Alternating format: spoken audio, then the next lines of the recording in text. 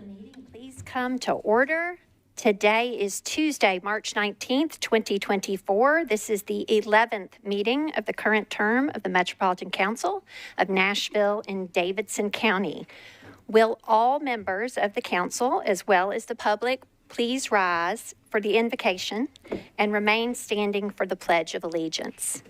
The invocation is being offered this evening by Rabbi Michael Danziger, the senior rabbi of Temple Ohabai Shalom on Harding Pike. Rabbi Danziger is the guest of District 6 Council Member Clay Capp. Vice Mayor Henderson, esteemed council members, neighbors, Council Member Capp, thank you for the invitation and good evening. It's an honor to be before this assembly as you prepare once again to engage in the needs of our public. I offer a prayer of gratitude that we can gather in this manner in an open forum of democratically elected servants, hearing and making heard the voices of our community and acting on its concerns. May the discussions and the decisions here reflect wisdom and compassion. May they be in service of fairness and opportunity, of wholeness and health.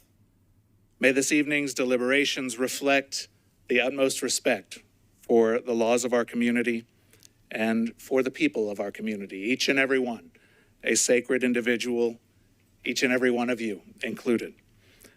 May passion be abundant here, but may it always be outshone by truth. May decency and respect be abundant here, and may they inspire hope.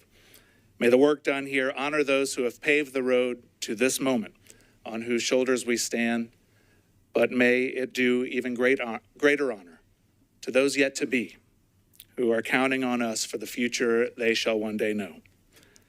May our gratitude overflow for this day, for this gathering, for this community, and for this opportunity. May we make the most of it as we continue to build the Metro Nashville of our dreams. Amen.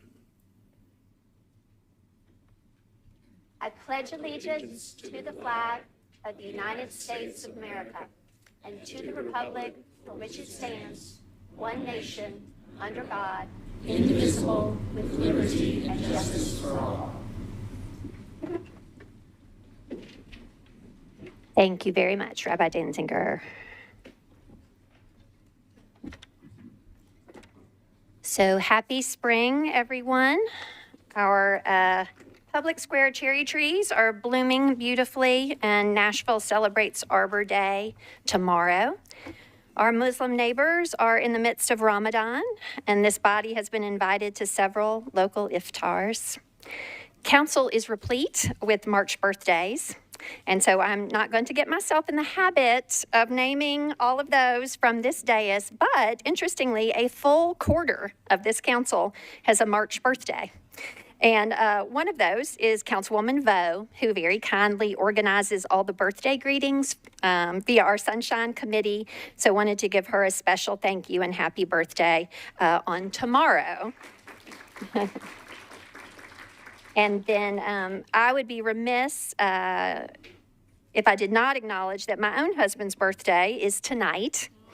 And so without him, I would not be sitting here or serving as vice mayor. So I wanted to send him my love and appreciation and a special birthday greeting. So the month of March and next week also holds a sad anniversary of the tragic mass shooting at the Covenant School, in which 6 beloved Nashvillians lost their lives.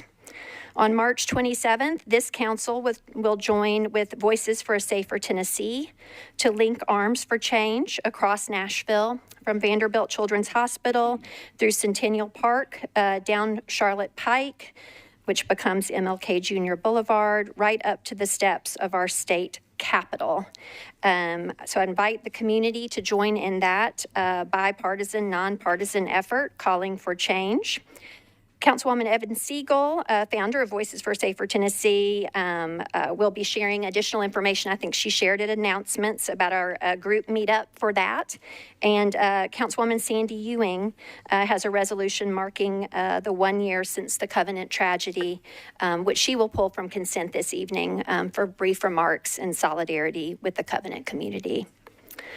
Members will be receiving a notice from me tomorrow via email about nominations to the Cable Television Special Committee. There are 3 vacancies there, and a nomination by council to the Bicycle and Pedestrian Advocacy Committee or Commission. I can't remember. Nominations will be taken at the April 2nd meeting, and those elections will be at the meeting of April 16th.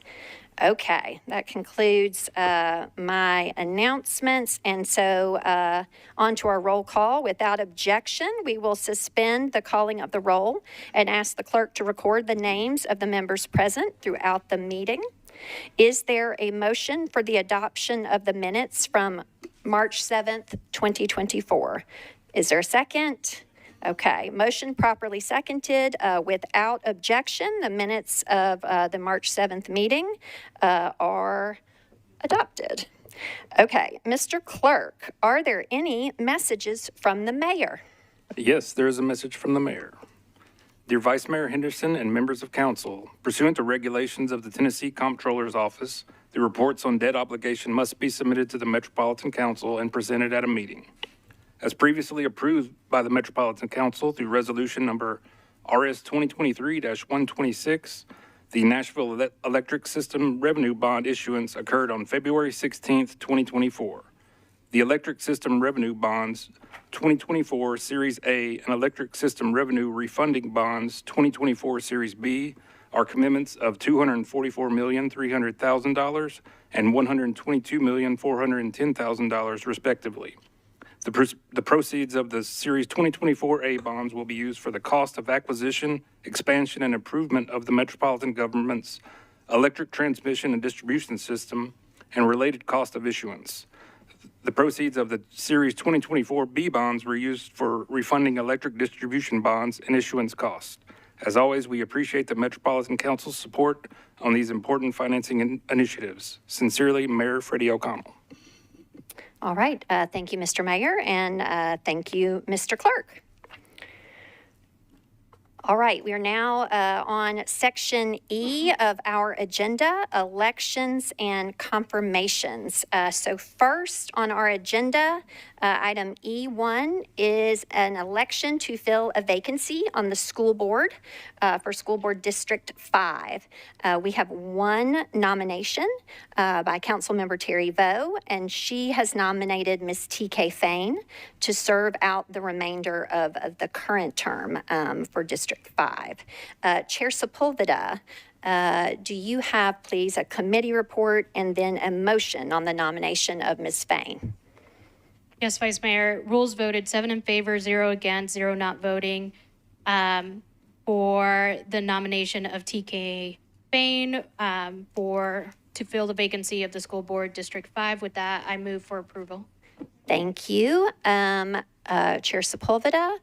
Okay, Ms. Vo, at this time, with a motion properly seconded for the election of Ms. Fain, you and the nominee, and whomever else you might designate, have a total of 5 minutes to speak in support of Ms. Fain's nomination, if you so choose.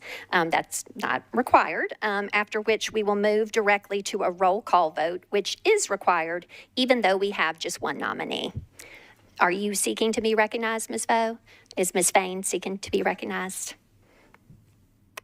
Hello, Ms. Fain. Are you wishing to speak? No? Okay, thank you, ma'am. All right, with that, Mr. Clerk, if you would please open the machines. Do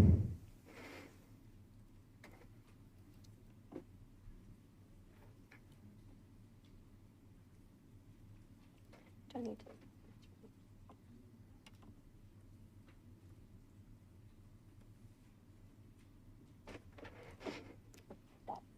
That is essentially the discussion.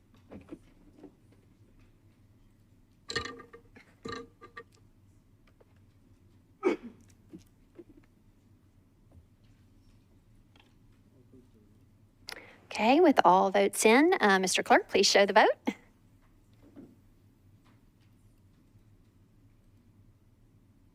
All right.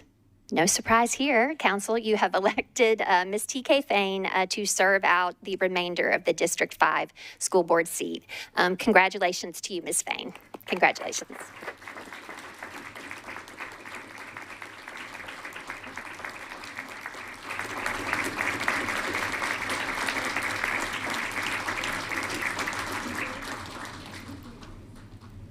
Okay, so now we're going to move on to the rest of our confirmations.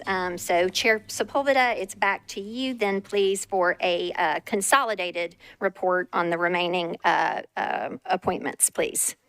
Thank you, Vice Mayor. For the Arts Commission appointment of Donald Harding III for a term expiring April 4th, 2028, rules voted 7 in favor, 0 against, 0 not voting. For the Bicycle and Pedestrian Advisory Commission appointment of Mr. Alvin Haney for a term expiring on March 4th, 2028, we voted 7 in favor, 0 against, 0 not voting to withdraw. For the Bicycle and Pedestrian Advisory Commission appointment of Mr. Harold Martin for a term expiring on February 12, 2028, we voted 7 in favor, 0 against, 0 not voting for a 1 meeting deferral. For the Bicycle and Pedestrian Advisory Commission appointment of Mr. Nathaniel McDowell for a term expiring on February 8, 2027, we voted 7 in favor, 0 against, 0 not voting for a 1 meeting deferral. For the Bicycle and Pedestrian Advisory Commission appointment of Ms. Liz Riggs for a term expiring on February 16, 2028, we voted 7 in favor, 0 against, 0 not voting to defer to April 2nd meeting. For the Bicycle and Pedestrian Advisory Commission appointment of Ms. Courtney Ross for a term expiring on February 21, 2028, we voted 7 in favor, 0 against, 0 not voting. For the CATV Special Committee appointment of Ms. Cassandra Easley for a term expiring on February 6, 2027, we voted 7 in favor, 0 against, 0 not voting. And for the Equalization Board reappointment of Mr. Derek Starks for a term expiring on April 14, 2026, we voted 7 in favor, 0 against, 0 not voting. Chair Sepulveda, I think I would suggest with both of these deferrals, item E5 and E6, Mr. McDowell and Ms. Riggs, those are both a 1 meeting deferral to the meeting of April 2nd. Is that correct? Yes. Okay, would you make a consolidated motion for that, and we'll dispose of the deferrals first? I move for a 1 meeting deferral to the April 2nd meeting for, there's 3 of them, Mr. Harold Martin, Mr. Nathaniel McDowell, and Ms. Liz Riggs. Okay, thank you for the clarification. Okay, that's also a 1 meeting deferral. Is there a second for that motion? Okay, any discussion on the 1 meeting deferral for those 3 appointments? Seeing none, all in favor, please say aye. Okay, any noes, any abstentions? All right, and then The withdrawal. yes, you, And I move for the withdrawal of Alvin Haney. and I think we don't even have to move for that. Can we? Yeah, you can just withdraw, Chair Sepulveda. That's within your purview. If you'll just state that for the record, you are withdrawing E3. Yes. Okay. All right. And so then now, please, a consolidated motion for the remaining appointments, please. For that, I move for approval of the appointment of Donald Harding III, Alvin Haney, Courtney Ross, Cassandra Easley, and Derek Starks. Okay. Is there a second for that consolidated motion? Okay. Is there anyone seeking to remove any of these items for a singular vote rather than taking them all at once? Okay. Is there any discussion on the consolidated motion as stated by Ms. Sepulveda? Okay. All in favor of the confirmation of these appointees, please say aye. Any voting no? Any abstaining? Okay. With that, I am going to now recognize everyone who has been confirmed this evening, asking you to please stand individually and remain standing as I call your names for a collective applause and thanks from the council. To the Arts Commission, the appointment of Donald Harding III. And then to the Bicycle and Pedestrian Advisory Commission, Ms. Courtney Ross. And then to the CATV Special Committee, we have confirmed Ms. Cassandra Easley. And to the Equalization Board, council has reappointed Mr. Derek Starks. Okay, thank you all. We appreciate your willingness to serve.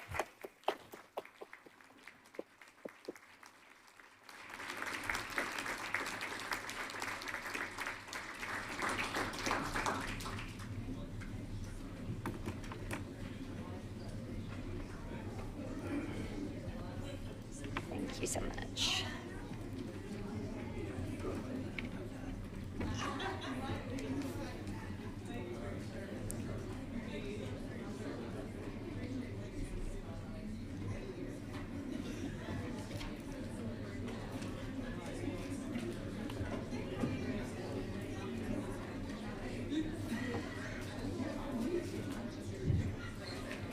All right, moving on with our agenda, please. If the meeting will please come back to order. Thank you again to all the appointees confirmed this evening. We're grateful for your service. We are now moving into section F of our agenda, our public comment period. Pursuant to Tennessee Code, time is reserved for public comment on legislative items appearing on this agenda. Members of the public wishing to speak may sign up at the Metro Clerk's office counter on the day of the scheduled meeting. Public comment sign up for council meetings ends at 6 p.m. Public comment is limited to 20 minutes total at council meetings, and each speaker is allowed up to 2 minutes to speak. Additionally, pursuant to Council Rule 28, just a reminder that this is limited to matters on the agenda. So folks may only speak about items that appear on the agenda, and you may only speak about the item for which you signed up. Okay? First to speak is Ms. Deborah Olashansky, speaking on agenda item 18, which is a resolution approving a Victims of Crime grant, also known as VOCA. She is speaking in support. This is resolution 2024-308. Ms. Olashansky, you are recognized. Thank you. Good evening. My name is Deborah Olashansky, and I represent the Jewish Federation of Greater Nashville. I'm here in support and to comment on agenda item 18 to fund additional staffing to serve more victims of crime. First, I'd like to thank every member of this council for unanimously supporting a resolution condemning the February 17th display of Nazi symbolism, chants, and hate speech in downtown Nashville, and reaffirming our support of all Nashvillians and visitors to Nashville, regardless of race, religion, nationality, ethnicity, gender orientation, or age. That resolution further states, whereas there has been significant increase in hate speech and actions in our city, aiming to incite division and fear, whereas hateful actions that aim to harm one group in our community are an attack on us all, that while the actions were meant to instill fear, they have had the opposite effect, bringing communities together to unite against hate. We in the Jewish community are especially appreciative of this resolution, as we have and continue to be victimized by anti-Semitic harassment, intimidation, and hate crimes. We know we are not alone in this victimization, and that many of our neighbors and friends in the Muslim, immigrant, LGBTQ+, and Black and Brown communities have been similarly affected.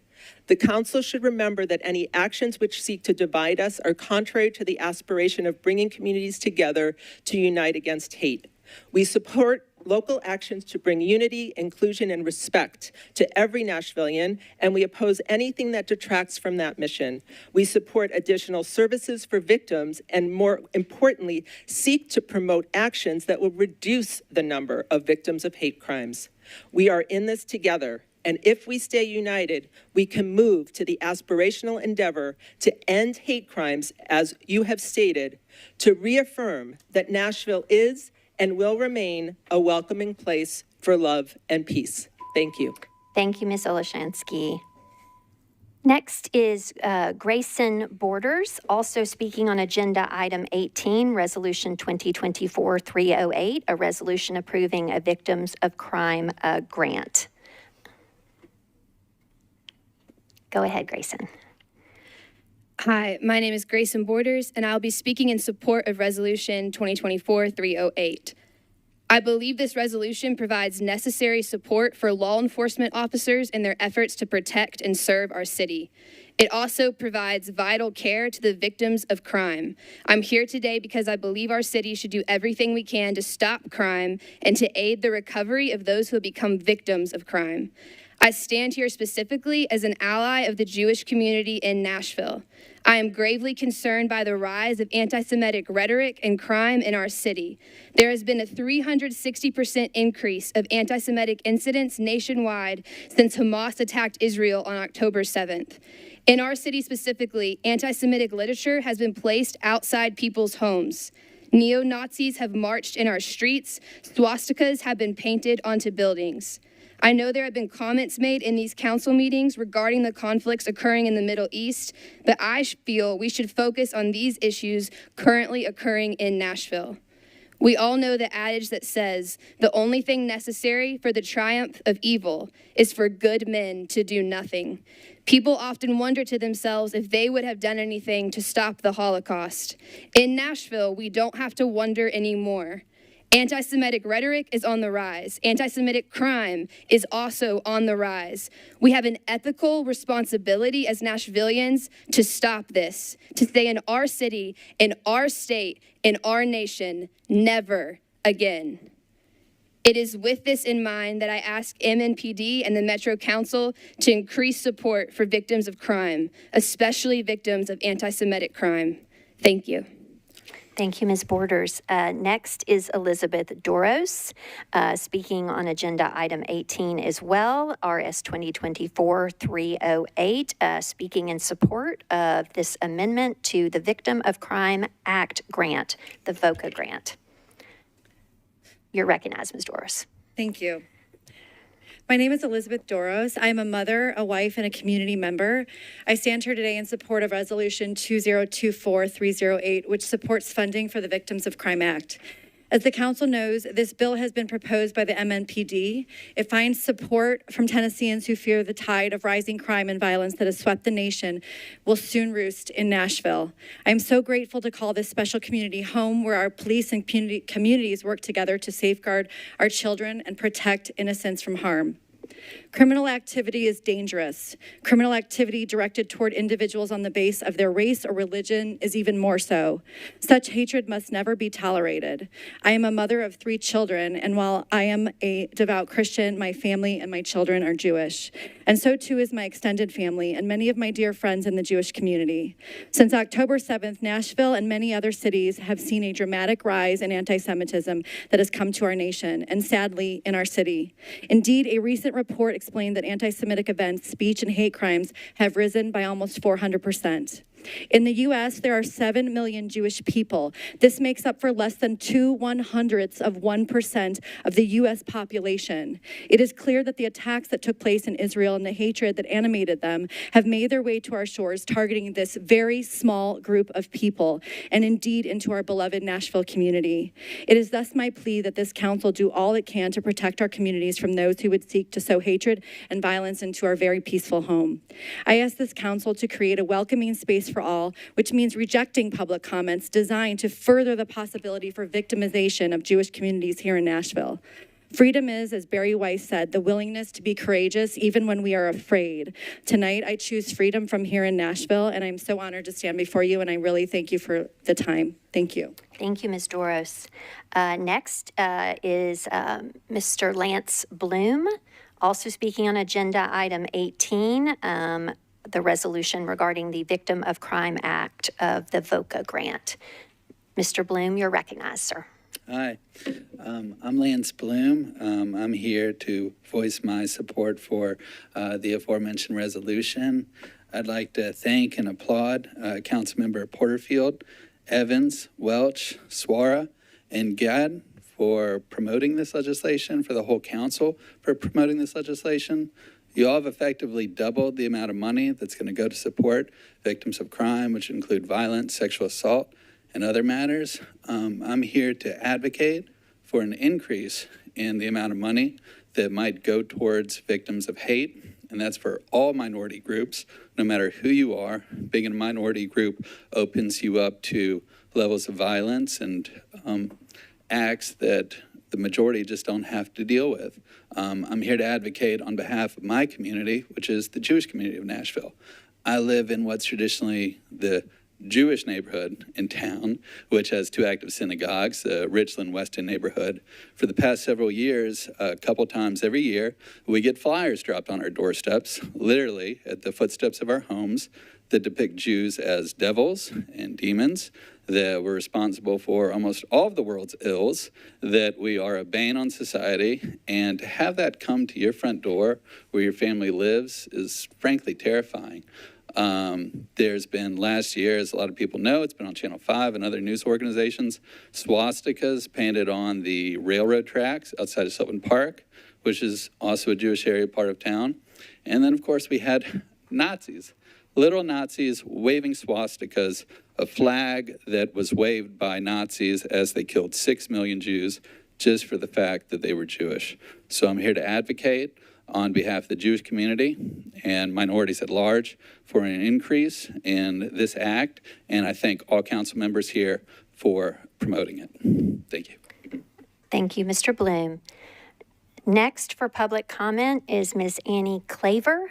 She is speaking on agenda item 55, BL 2024-258, regarding the East Bank development. You're recognized, Ms. Claver. Thank you.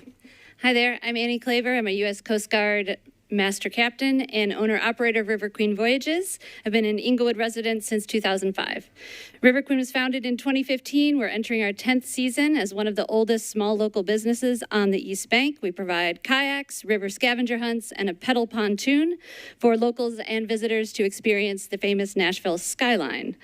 In addition to recreational activities, there's no downtown riverboat patrol, so we also serve as the eyes and ears on the river for people in the river and on the banks. Just in the last year, one of my captains pulled a distressed individual out of a stormwater drain. Another captain rescued a drowning man from the river. Our boat was also mobilized to help in the search for Riley Strain in the past week. The river may seem invisible to many, but is very much active to those of us who are on it every day. In warmer months, we are on the East Bank almost daily, advancing our desire to design an accessible and safe riverfront that Nashvillians can enjoy for decades to come. Over the past 9 years, our East Bank road and river access has become increasingly challenging. There are tons of events that go on. Last season, 70% of weekends had special events with either partial or full blockage of our operations. So we believe there's a way to coexist with events on the East Bank, and further, the experience of all Nashvillians can be enhanced by river recreation opportunities. We think there's a way to coexist with the stadium construction over the next decade as well. Respecting the river is one of the key points of the Imagine East Bank plan, which means supporting local businesses who have invested in providing the city with outdoor, recreational, family-friendly alternatives to Broadway. We are willing to be flexible on road access, but the survival and viability of my company and several other companies and the jobs of our employees depends on protecting and facilitating road and river access for outfitters like mine who have operated on the East Bank for almost a decade. Thank you for your time, and I look forward to working with you all. Thank you, Ms. Claver. Next for public comment is Pastor Garrett Waltz. He is speaking on agenda item 18, RS 2024-308, which again is the VOCA, or Victims of Crime Act grant amendment. You're recognized, sir. Good evening. My name is Pastor Garrett Waltz. I'm here to speak in support of Resolution 2024-308. I am here as a spiritual leader in our community with a concern. I am grateful to this community, or to this council, for the hardworking work that you do, and to the hardworking police officers who support our city. Also, I'm here to speak in support of victims of crime that they protect. It is important to me that our city supports those who are affected by criminal activity. I particularly want to speak in support of those who face hate crime. Hate crime is a tragedy anytime any one of our neighbors of minority background is targeted. But this is especially true as I want to speak as an ally of the Jewish community. We have seen a tragic rise in anti-Semitic crime and behavior nationally and internationally. It is at the highest level it has been since the Holocaust. In the United States, 2.4% of the population is Jewish, while they represent being attacked by 60% of the attacks that are religiously motivated in hate crime are against the Jewish community. This is a great concern. Nashville has a history of being known as a friendly community to the Jewish community, and yet we have seen a rise even here in these things, especially since the terrorist attack on October 7th. I am very concerned about this, and I ask for this council and for the MNPD to respond to these needs. I'm very appreciative for this council and for the MNPD for the work that they do on behalf of victims of crime, and I look forward to seeing them increase all the work that they're going to do against these acts of anti-Semitism. Thank you very much. Thank you, Pastor Waltz. Next for public comment, I believe Nathaniel Benson. Again, speaking regarding agenda item number 18, the VOCA Victims of Crime Grant Amendment in support. Go ahead, sir. Thank you. Let me get Old Glory out here before I start. My name is Nathaniel Benson, and I'm here in support of Resolution 2024-308. I think y'all are on the right track hiring more within the police department. I think it was like 6 more employees and everything they need to do it. I'm here to support the constitutional oath-keeping police officers and the victims of crime. It is of the utmost importance to me that our great Music City support those who are affected by criminal activity. My family has been in this great country since before its founding. We can trace our lineage back to the Mayflower. We love our Judeo-Christian constitutional republic, and we intend to keep it. We have fought in nearly every war, and we will fight any tyrant here or abroad that jeopardizes our blessings of freedom and liberty granted to us by the presence of the Lord King, ruler of the universe, God of Abraham, Isaac, and Jacob. We will forever fight any wars against any socialist, communist, fascist, Marxist, Nazis, and terrorist Islamo-fascists here and abroad 24/7, 365. Sir, please stick to the bill. Okay, so this bill, I digress. I'm here to ask that the Nashville Police and Council work on increased support for victims of crime, especially those facing anti-Semitic incidents and calls of violence. I would also like for this body to never vote on anything outside of Nashville, such as wars abroad that happen because of certain circumstances. Give them nothing and take from them everything. Don't let them speak. Don't let them... Sir, you need to be speaking on the bill, please. This is America. You give an inch and then everybody from everywhere will be asking this council to do everything but its job, which is to govern Nashville, not the world. No ceasefire, no 2 states, no terrorists, no problems. bill, God bless please. America. Okay. Mr. Craig Bardo is speaking on agenda items 10 and 11. That's RS 2024-300 and 301. Agenda item 10 is an MDHA cooperation agreement regarding pilot payments, and agenda item 11 is regarding the Housing Trust Fund grant, Rebuilding Nashville, an amendment to extend that agreement. Mr. Bardo, you are recognized, sir. I'm Craig Bardo with PSL Nashville. My dissertation research examines the effects of political and media narratives on housing affordability here in the city. I'm here again today because you continue to choose violence. When I was in the Navy, I had to take a firefighting course because the affordability crisis here in Nashville, like the affordability crisis here in Nashville, a shipboard fire is a dangerous thing. We learned that fire requires heat, fuel, and oxygen. At least one of those elements must be removed to extinguish the fire. I assume those of you who support affordable housing programs mean well. If you don't mean well, or if you have another agenda, the ideography of affordable housing provides beautiful cover because in part the ideography connotes disruption of the status quo and caring. However, affordable housing programs are market-based, so any connotations of disruption and caring are propagandistic. Rather than removing an essential element of Nashville's unaffordability inferno, affordable housing adds more fuel to the deadly fire of market fetishism. Metro Council's endorsement of the affordable housing construct also shoves aside and hides from public view interventions proven to create and sustain affordability. By adopting this approach, you're stamping Metro Council's seal on failure, and you're choosing the violence of slumlords, unaffordably high rents, evictions, foreclosures, hunger, criminalized poverty and homelessness, low school achievement, intimate partner violence, child maltreatment, and more. You're also choosing to mystify your violence with arcane language using terms like AMI, cost burden, LIHTC, capital stacks, inclusionary zoning, and building codes. Choosing this violence and propaganda is an ongoing threat to residents of Nashville, and your collaboration with war criminals is disgraceful. Nashville residents demand more than your market fetishism and your silence on the genocidal occupation of Palestine. Okay.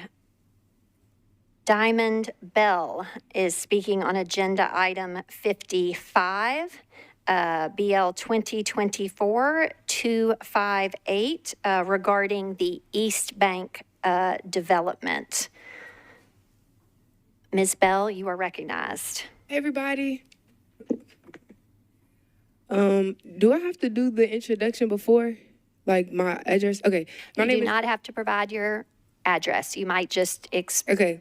I just want to say that given the size of this public investment, the development agreement should ensure that at least some working families can afford to live and thrive in the area. So to do this, I feel that it's three things that need to be prioritized, and that is affordable 3-bedroom and 2-bedroom units, sliding scale childcare that service industry workers that they can afford, and then also contracting with construction firms that hire locally and utilize federally registered apprenticeships to create pathways out of poverty. I feel that if a billionaire owner of the Titans is able to get $2.3 billion, then this shouldn't be too much to ask for. So I do appreciate y'all for adding in the affordable housing, but it's not enough, and this is just a little oomph. Thank y'all. Thank you, Ms. Bell. Next for public comment, last this evening is Ashley C. or Miss Ashley, I do apologize. I cannot read your last name, but you are here to speak on agenda item 55, BL 2024-258, regarding the East Bank development. Go ahead, please, ma'am. Thank you. You had it right. Okay. So my name is Ashley C., and I'm speaking on behalf of all of the artists, especially in the North Nashville area. I am a resident that has been heavily affected by the high rents, so much so that I am being pushed out of Nashville. A little bit about me. I have won an award at the Tennessee State Museum. I am a woodworking artist, a printmaker. I teach workshops at Frisk Museum, Cheekwood Museum. I've worked with Belmont University, and I can't even afford to live here. So many artists have been pushed out just because they cannot afford the rent. And I think that is absurd, because this is Music City. Music City is the foundation of artists. Who are we without artists? If they can't live here, we're not Music City. So who are we? I mean, how are we going to progress if the artists cannot live here? So we suggest that there will be affordable 3- to 2-bedroom units, a sliding scale for childcare that service industry workers can afford, and the contracting and construction firms that hire locally and utilize federally registered apprenticeships to create pathways out of poverty. So many of my friends, on a personal note, have moved out of Nashville just because they cannot afford the rent. And we're spread out all over the place, especially since COVID. It hit everybody really hard. And I got laid off at my job, and now I'm having to move to Murfreesboro.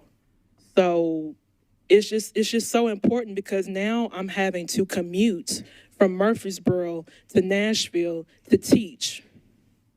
And I can't afford a place to live. So, thank you.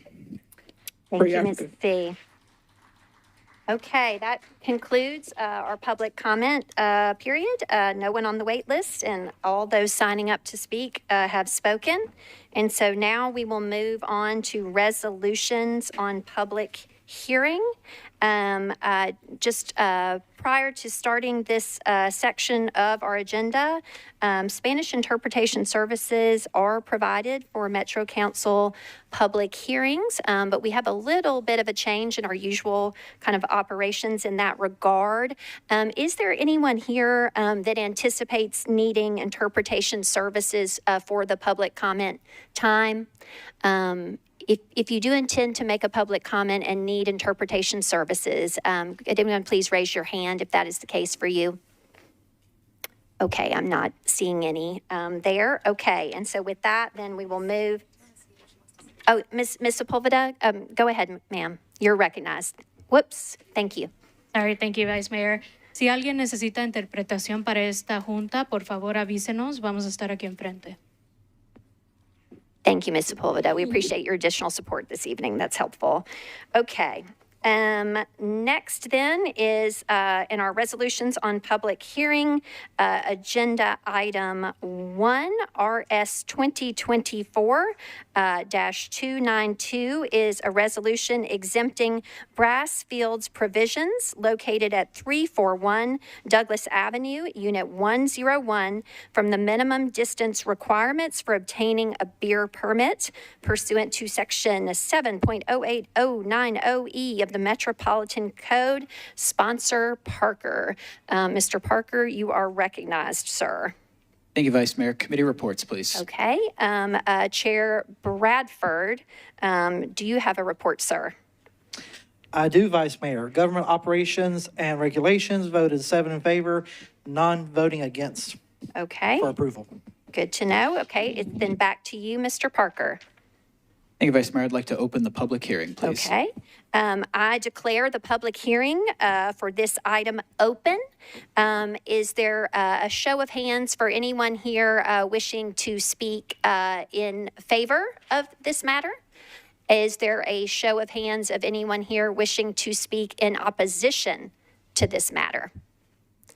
Seeing none, does the gentleman in favor wish to speak? Go ahead, sir. You are recognized. Hey, I'm David Brassfield, 1809 Meridian Street, Nashville, Tennessee. I've started this little bodega bistro on January 1, and we're going to struggle if we cannot have some beer and cider in there to sell to local residents. And that's it. Thank you for your time. Thank you, Mr. Brassfield. Is there anyone else seeking to be recognized for the public hearing on this matter? Okay. Seeing none, Mr. Parker, I declare the public hearing closed. And it's back to you for a motion, sir.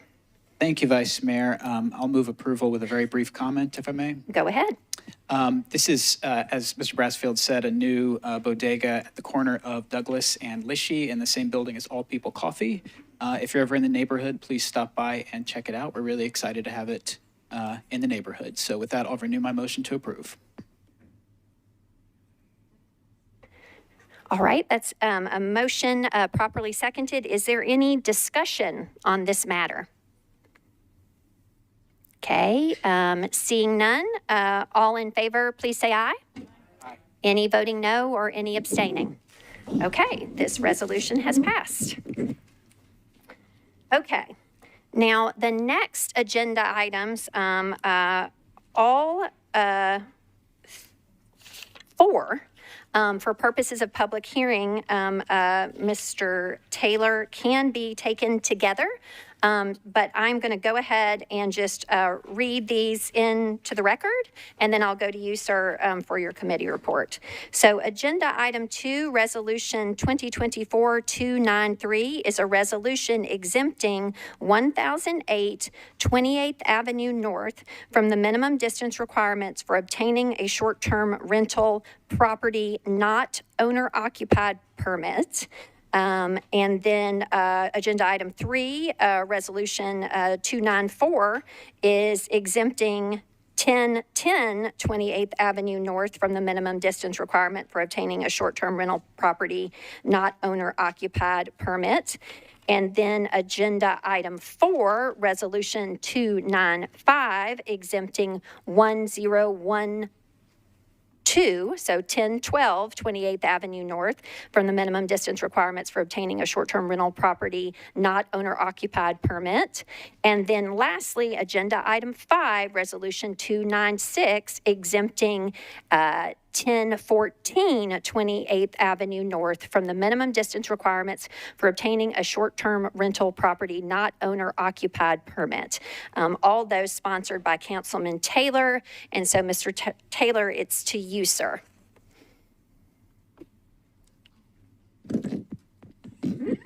Thank you, Vice Mayor. I'd like to open up the public hearing, please. Mr. Taylor, if we could first, can we start with your committee reports? No Thank you. worries, no worries. Thank you. Committee reports, please. Chair Bradford, you're recognized, sir. Thank you, Vice Mayor. We took up all 4 of these bills, 293, 294, 295, 296. We voted in favor with 7 in favor, 1 against. Okay, 7 in favor and 1 against, okay? And that was true on all of them? Okay, good to know. All right, now it's back to you, Mr. Taylor. Thank you, Vice Mayor. Now I would like to open up the public hearing. Thank you, sir. I declare the public hearing open for these consolidated items. Is there anyone here wishing to speak in favor of these resolutions?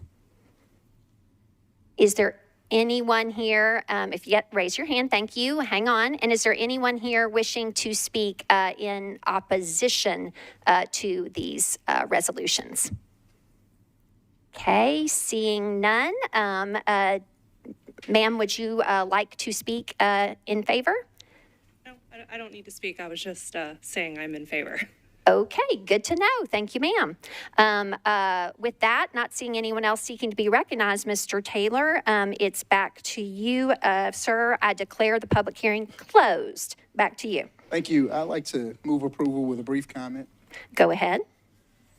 Thank you. So these properties, if you're familiar with 28th Avenue and I-40, these properties are right beside I-40 and right across the street from Hadley Park. So I feel very comfortable with moving forward with this. There's multiple units in this entire development, but only these are the 4 that are up for a waiver permit for short-term rentals. And so, again, as I mentioned, I feel comfortable with the placement. So if you're not familiar with the waiver distance, the waiver is due to Hadley Park, and this is some ways away from where the park actually begins. The waiver, for the most part, starts where the property of Hadley Park begins. So right at the edge of Albion, if you guys are familiar with Albion and 28th Avenue North, or right there at I-40 when you get off the expressway. And so where the park actually starts, where we have children and families playing, it's a bit further into the park. So this would be removed from that if the park actually started where the park starts, I guess you could say. So I'd ask for your approval for this. Okay, Mr. Taylor, what I'm going to do, just for purposes of efficiency, members going to consolidate the discussion on this matter, right? Because these are units, as you indicated, in a similar property. But what we will have to do, Mr. Taylor, is we will have to make separate motions and make separate votes on all 4 of these. But that said, members, there is a motion before us, and then we will kind of have some discussion if needed, and then we will go back to individual motions, please, Mr. Taylor. Okay. Mr. Bradford, are you seeking to be recognized on the consolidation of these 4 items? Go ahead, sir. Thank you, Vice Mayor. I just want to rise and ask for the clerk to mark me as a no on all 4 of these. We'll have to do an individual vote, sir, so you will be so indicated. Is anyone else seeking to be recognized for purposes of discussion, questions, debate on these matters? Okay. Seeing none. So now, Mr. Taylor, I know that's somewhat tedious, but it's back to you for a motion just on all 4 of these in order, please, sir, if you will just state the name of the bill and we'll take the vote. Thank you. So I'd like a move approval for RS 2024-293. Okay. Is there a second? Okay. And so we have to go on the machine for this, knowing that there is a no vote. So, Mr. Clerk, if you would please open the machine.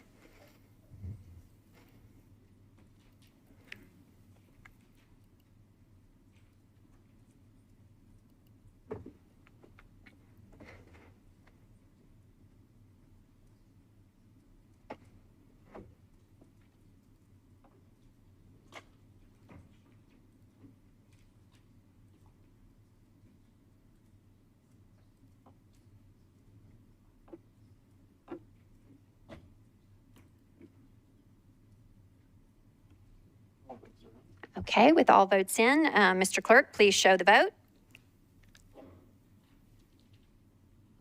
Okay, that is 30 in favor, 2 against, and 1 abstention. So with that, the resolution exempting 1008 28th Avenue North has passed. And then it's on next to agenda item 3. Mr. Taylor, back to you for another motion, please, sir. Thank you, Vice Mayor. I'd like to move for approval of RS 2024-294. Do I hear a second? Okay. Any debate or discussion on this in particular? I know we had consolidated discussion, just in case. Okay, belt and suspenders. Alrighty, Mr. Clerk, please open the machines.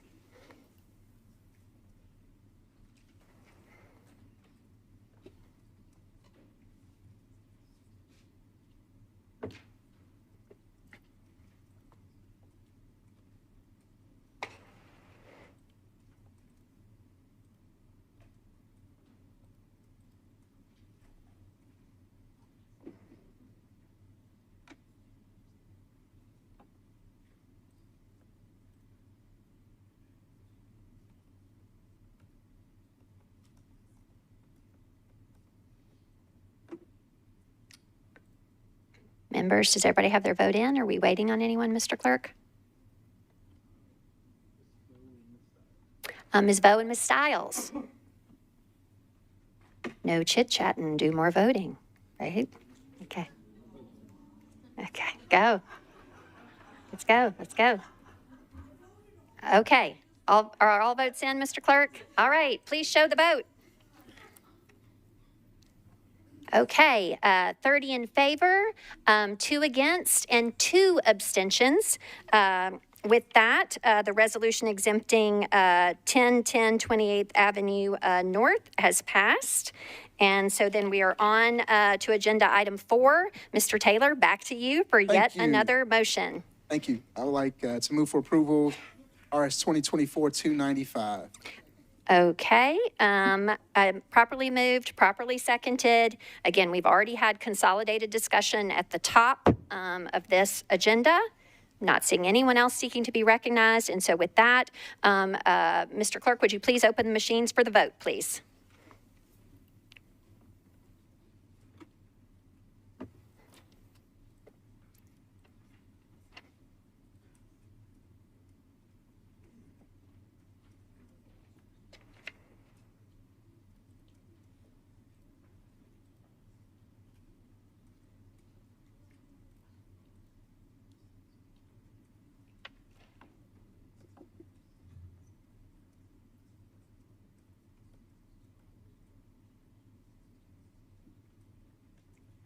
Are all votes in, Mr. Clerk? Ms. Hancock, are you voting, ma'am? Thank you. Okay. With all votes in, Mr. Clerk, please show the vote. Okay. 30 voting in favor, 2 against, and 3 abstentions. With that, the resolution regarding 1012 28th Avenue North has passed. Okay, and the last one, Mr. Taylor, it's to you for a motion. Thank you. I'd like to move RS 2024-296. Okay, is there a second? Properly moved, properly seconded, having already had consolidated discussion at the top of these 4 items. Mr. Clerk, please open the machines.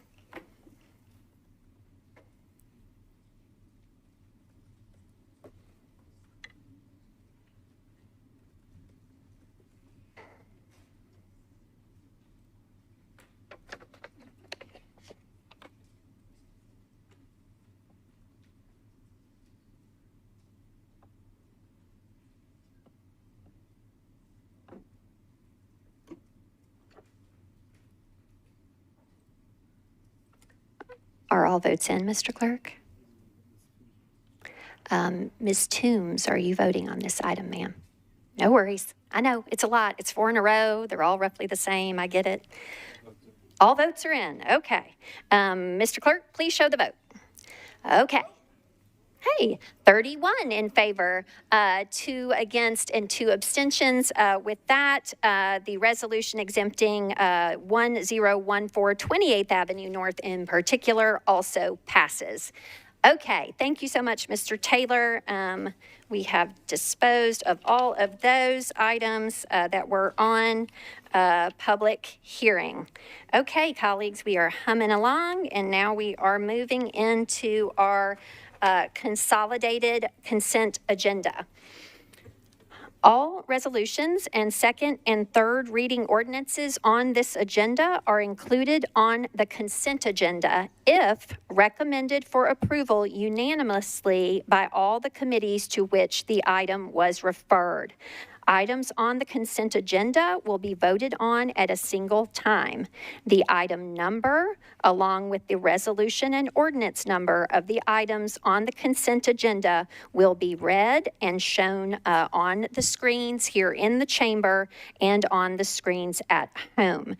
Members of council may remove any item from the consent agenda by request at the end, so after all resolutions on consent, second reading, third reading, at the end, before the consent agenda vote is taken.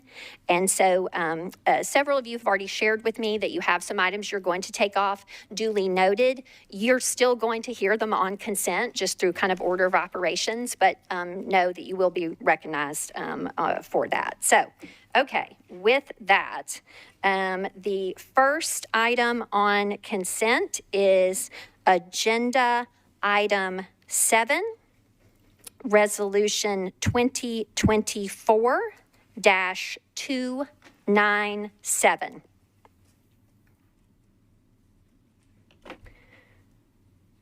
Agenda item 8, resolution 2024-298.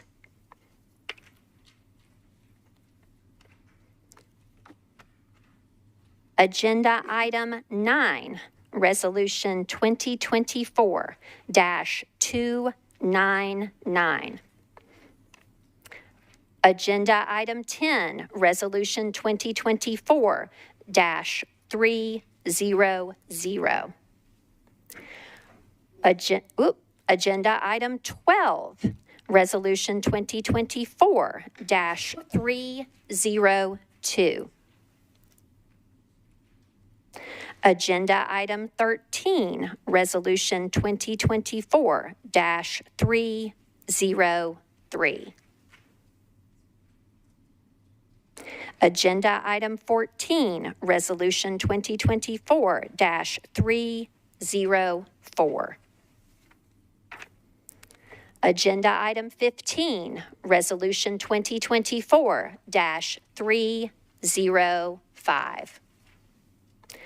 Agenda item 16, resolution 2024-306. Agenda item 17, resolution 2024-307. Agenda item 18, resolution 2024-308. Agenda item 19, resolution 2024-309. Agenda item 20, resolution 2024-310.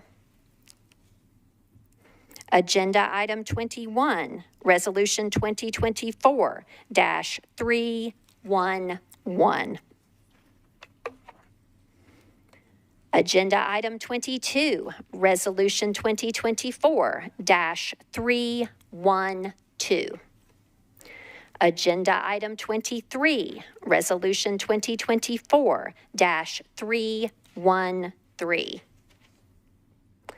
Agenda item 24, resolution 2024-314. Agenda item 25, resolution 2024-315. Agenda item 26, resolution 2024-316. Agenda item 27, Resolution 2024-317. Agenda item 28, Resolution 2024-318. Agenda item 29, Resolution 2024-319. Agenda item 30, Resolution 2024-320. Agenda item 31, Resolution 2024-321. 32. Agenda item 33, Resolution 2024-323. Agenda item 34, Resolution 2024-324. Agenda item 35, Resolution 2024-325.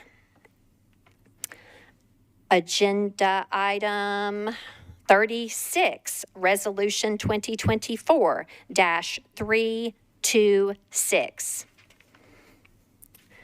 Agenda item 37, Resolution 2024-327.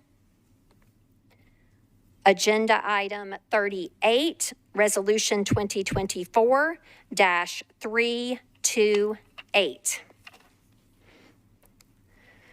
Agenda item 39, Resolution 2024-329. Okay, now we will continue and move into bills on second reading on consent. The first among those is Agenda Item 53, Ordinance BL 2024-256. Agenda Item 54, Ordinance BL 2024-257. Agenda Item 56, Ordinance BL 2024-259. Agenda Item 57, Ordinance BL 2024-260. Agenda Item 58, Ordinance BL 2024-261. Agenda Item 59, Ordinance BL 2024-262. Agenda Item 60, Ordinance BL 2024-263. Agenda Item 61, Ordinance BL 2024-264. Agenda Item 62, Ordinance BL 2024-265. Agenda Item 63, Ordinance BL 2024-266. Agenda Item 64, BL 2024-267. Agenda Item 65, Ordinance BL 2024-268. Agenda Item 66, Ordinance BL 2024-269. Okay. Now we're going to move to third reading ordinances on consent. First among those, Agenda Item 67, Ordinance BL 2023-103. Next is Agenda Item 69, Ordinance BL 2023-117.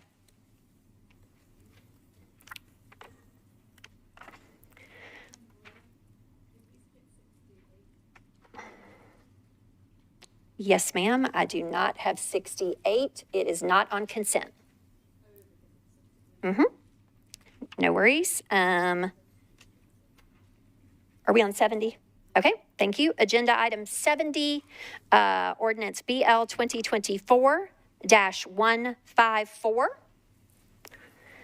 Agenda item 71, ordinance BL 2024-212. Agenda item 72, ordinance BL 2024-213. Agenda item 73, ordinance BL 2024-214. Agenda item 74, ordinance BL 2024-215. Agenda item 75, ordinance BL 2024-216. Agenda item 76, ordinance BL 2024-217.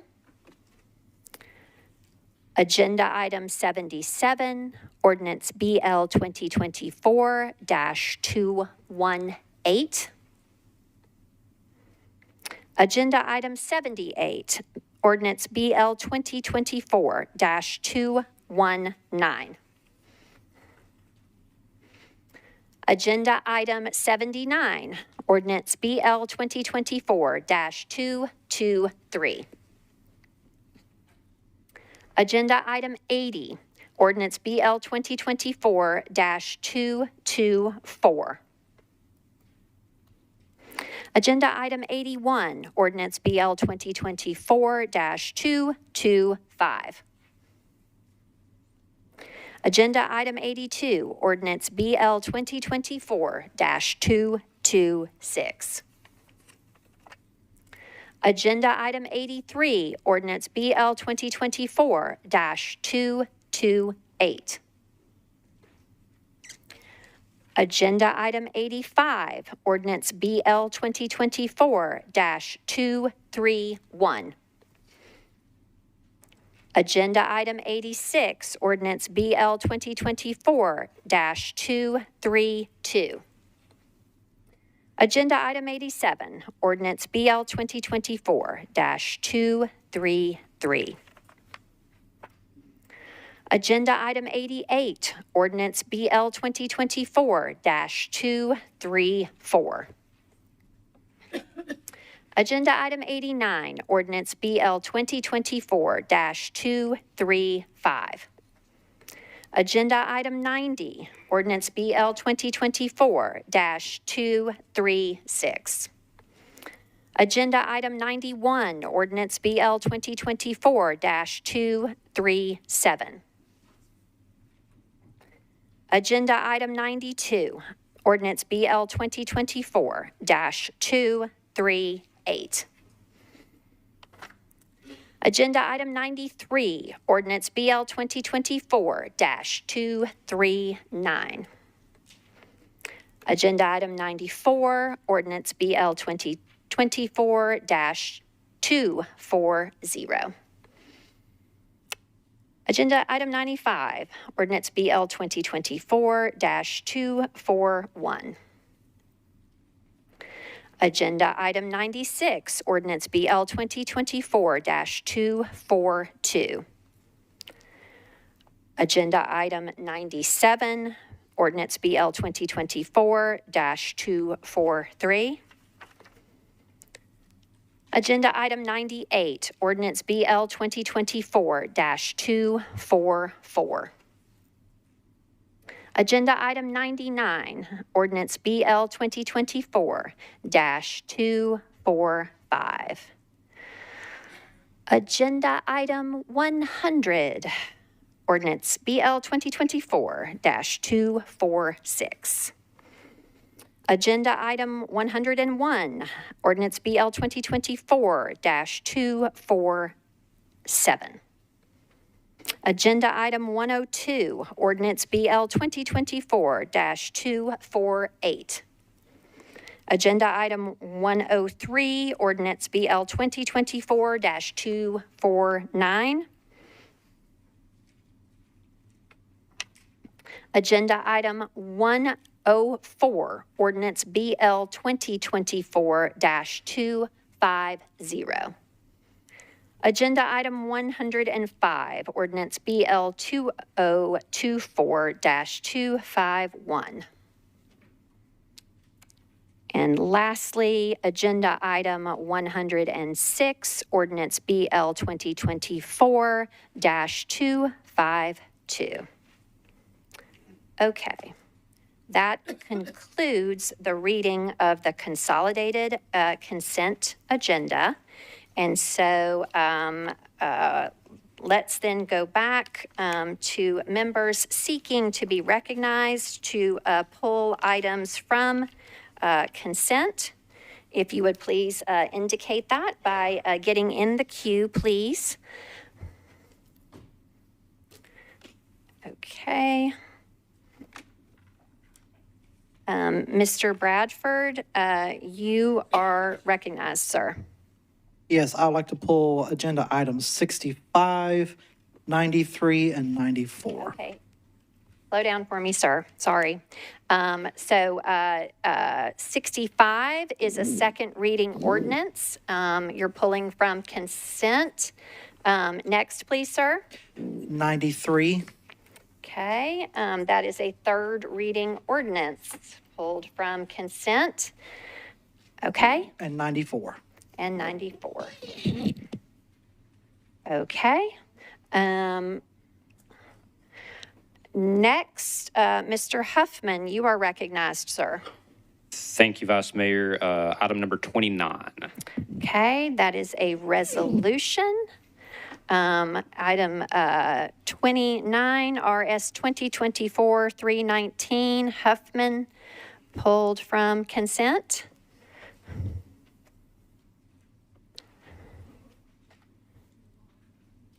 Okay, Miss Ellis, you are recognized, ma'am. Yes, I would like to pull number, agenda item 36. Thank you. And is she on the phone? Okay. Okay. Thank you, ma'am. Thank you. Understood. Got it. Just inquiring when I know there's an intent to withdraw what that procedure is. So all good. Got it. Okay.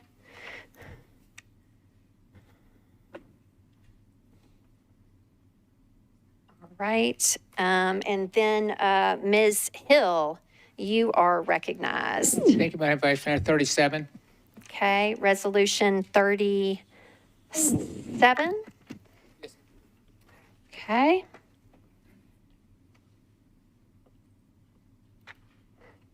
Okay, Ms. Stiles, you are recognized.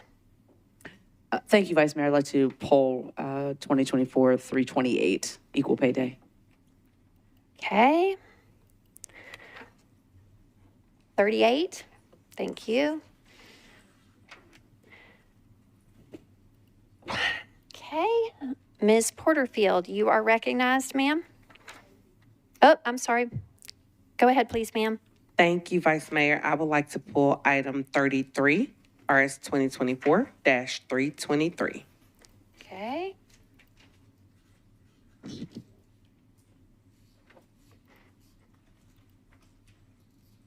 Okay, and then last but not least, Ms. Ewing, you're recognized. Thank you, Vice Mayor. I'd like to pull 34, RS 2024-324. Okay. Okay, that has been pulled. Okay. Okay, now we are going to go to committee reports. Yes, ma'am. I'm sorry, Ms. Sepulveda. You're recognized. Thank you, Vice Mayor. Can I ask that those resolution numbers be read? I just have the item numbers. Yes. And I think I missed some. I'm happy to do that and report back on that. So for resolutions that have been pulled from consent, just by way of summary, we have agenda item 29, which is resolution 2024-319, pulled by Mr. Huffman. We have agenda item 33, resolution 2024-323, pulled by Ms. Porterfield. Agenda item 34, resolution 2024-324, pulled by Ms. Ewing. Agenda item 37, resolution 2024-327, pulled by Ms. Hill. And then agenda item 38, a resolution 2024-328, pulled by Ms. Stiles and then pulled by Ms. Ellis, is agenda item 36. Sorry for taking that out of order, by Ms. Ellis. So those are, that is the summary of the resolutions pulled from consent. And then second reading ordinances pulled from consent are agenda item 65, BL 2024-268, pulled by Mr. Bradford.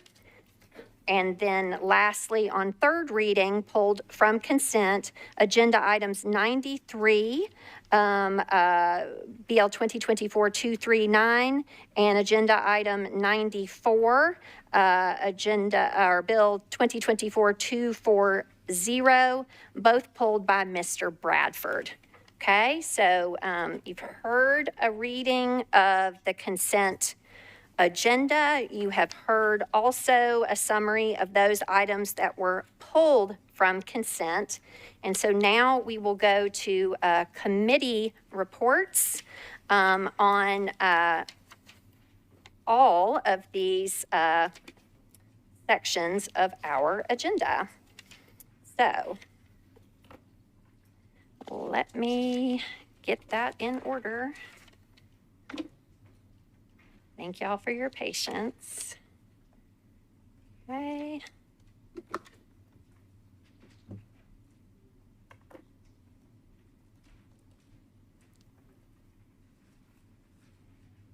Okay, let's see. We are going to go first to you, Budget and Finance Chair Porterfield. You are recognized. Thank you, Vice Mayor. The Budget and Finance Committee considered the following items: RS 2024-297, 298, and 300. We voted 12 in favor, 0 against, and 0 not voting on those 3 items. On RS 2024-302 down to 312, and then 315 and 316, we voted 13 in favor, 0 against, 0 not voting. And on BL 2024-256 and 257, we voted 13 in favor, 0 against, 0 not voting. Thank you, ma'am. Okay.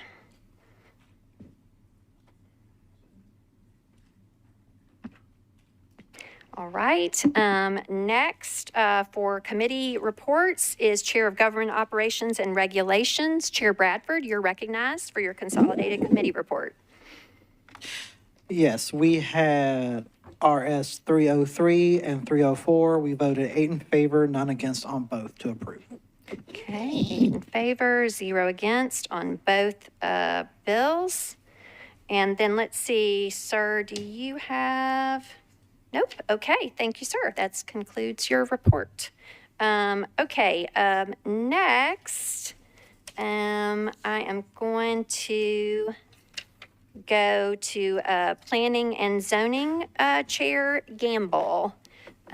You are recognized, Ms. Gamble, for your consolidated committee report, please. Thank you, Vice Mayor. Planning and Zoning reviewed RS 2024-313, 314, and 316. Okay.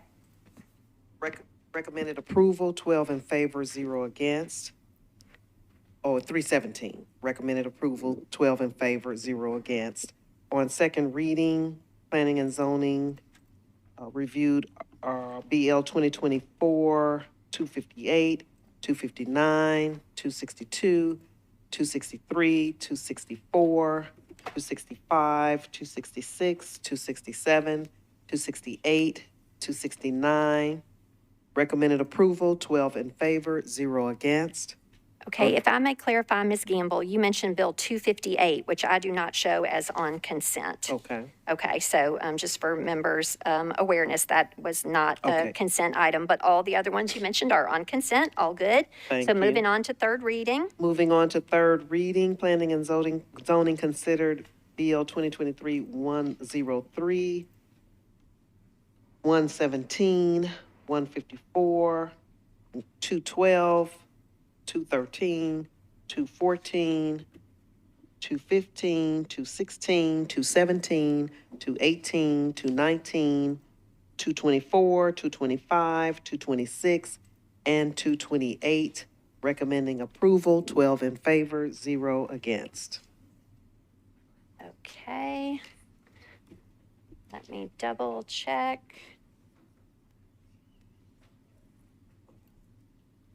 Ms. Gamble, did you have a report on 223, BL 2024-223? Yes, Which is that is agenda also, item 79. yes, that 12 in favor, 0 against. Okay, thank you, ma'am. Just wanted to confirm that last one. Okay, and as well, can we get clarification on RS 2024 300, please, ma'am? That would have been a resolution, and that would have been agenda item 10. Yes, I didn't know that one was on consent. Yes, RS 2024-300, recommended approval, 12 in favor, 0 against. Okay. All right, I think that is everything. Thank you so much, Thank Chair you. Gamble.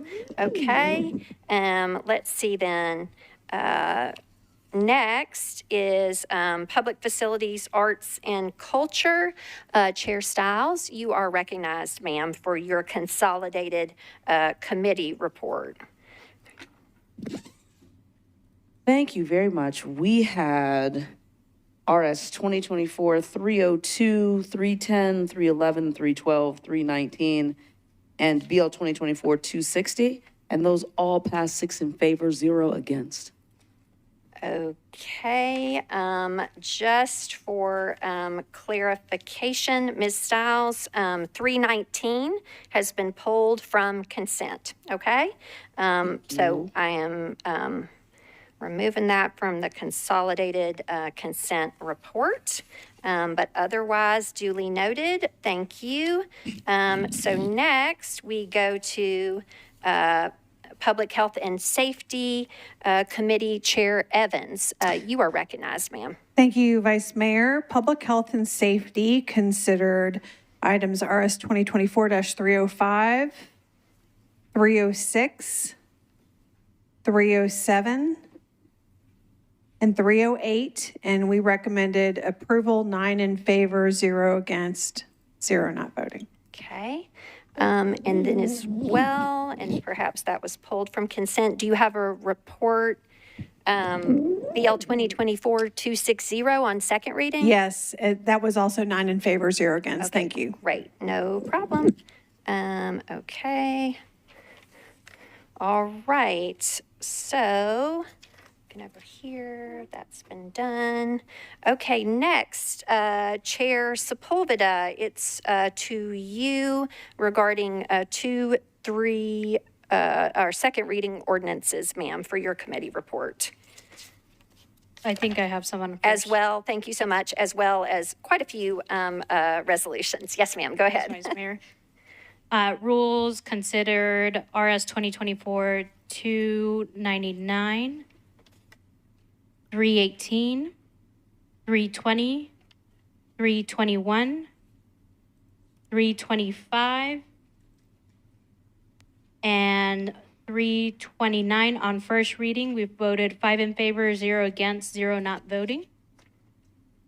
And on second reading, we considered BL 2024-256, 257, and 261. We voted 5 in favor, 0 against, 0 not voting. Okay, thank you. Anything we need? clarification on? We're all good there? I think we've got all those. Okay.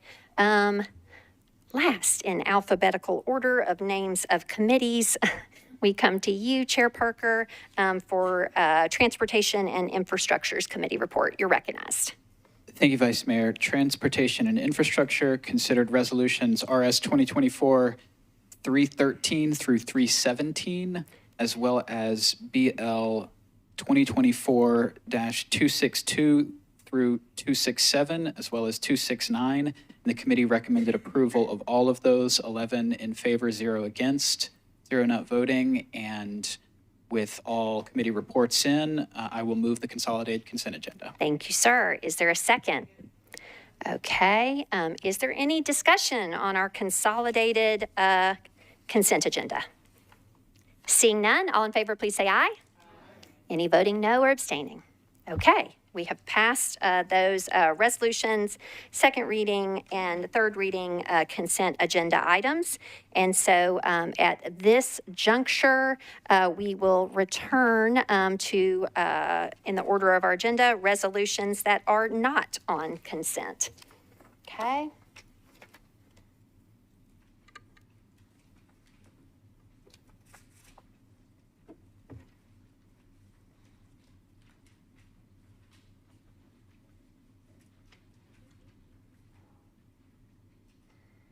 Okay.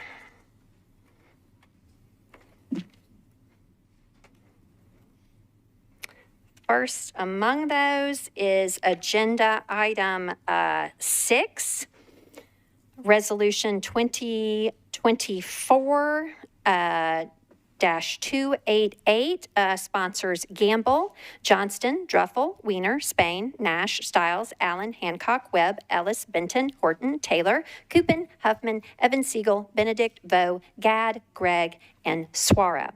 This is a resolution requesting the Metropolitan Planning Department, Department of Codes and Building Safety, Historic Preservation Offices, Metro Water Services, and the Nashville DOT to conduct the necessary technical studies as determined by the departments to provide a comprehensive analysis of recommended changes to the Metropolitan Code of Laws that would increase allowable density in Nashville and Davidson County, and make recommendations regarding land use policy, which incorporates affordable and workforce housing strategies that can be supported by existing planned infrastructure. Sponsor Gamble, you are recognized, ma'am. Thank you, Vice Mayor. Committee reports. Okay. First committee report.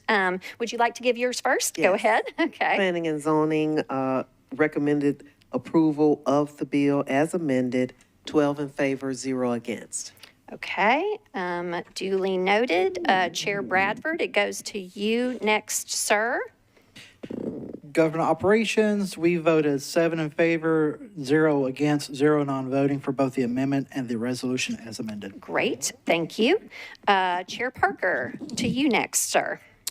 Thank you, Vice Mayor. Transportation and Infrastructure recommended approval, 11 in favor, 0 against of the amendment, and 11 in favor, 0 against the bill as amended.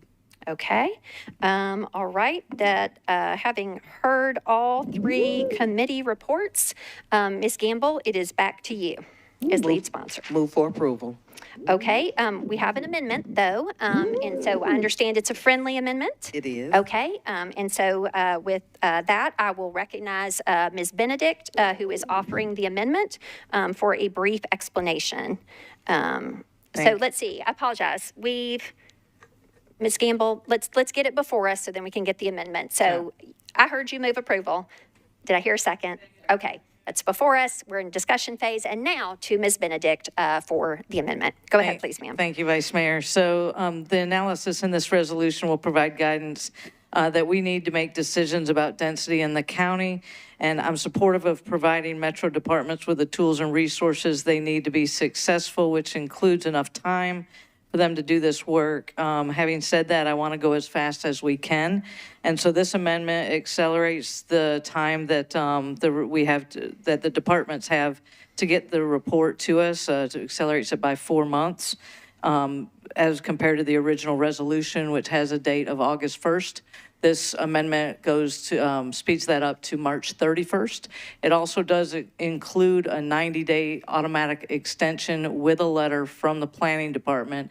If they notify the council via letter by March the 1st, then that timeline will automatically extend for 90 days. So that will, at a minimum, speed this up by at least 30 days so that we can get to work and see what type of density fits with Nashville Next and how we can, based on what the analysis has. This amendment has the support of the resolution sponsor. It additionally has support from the department, the Director of Planning, the Director of NDOT, and the Director of Metro Water Services.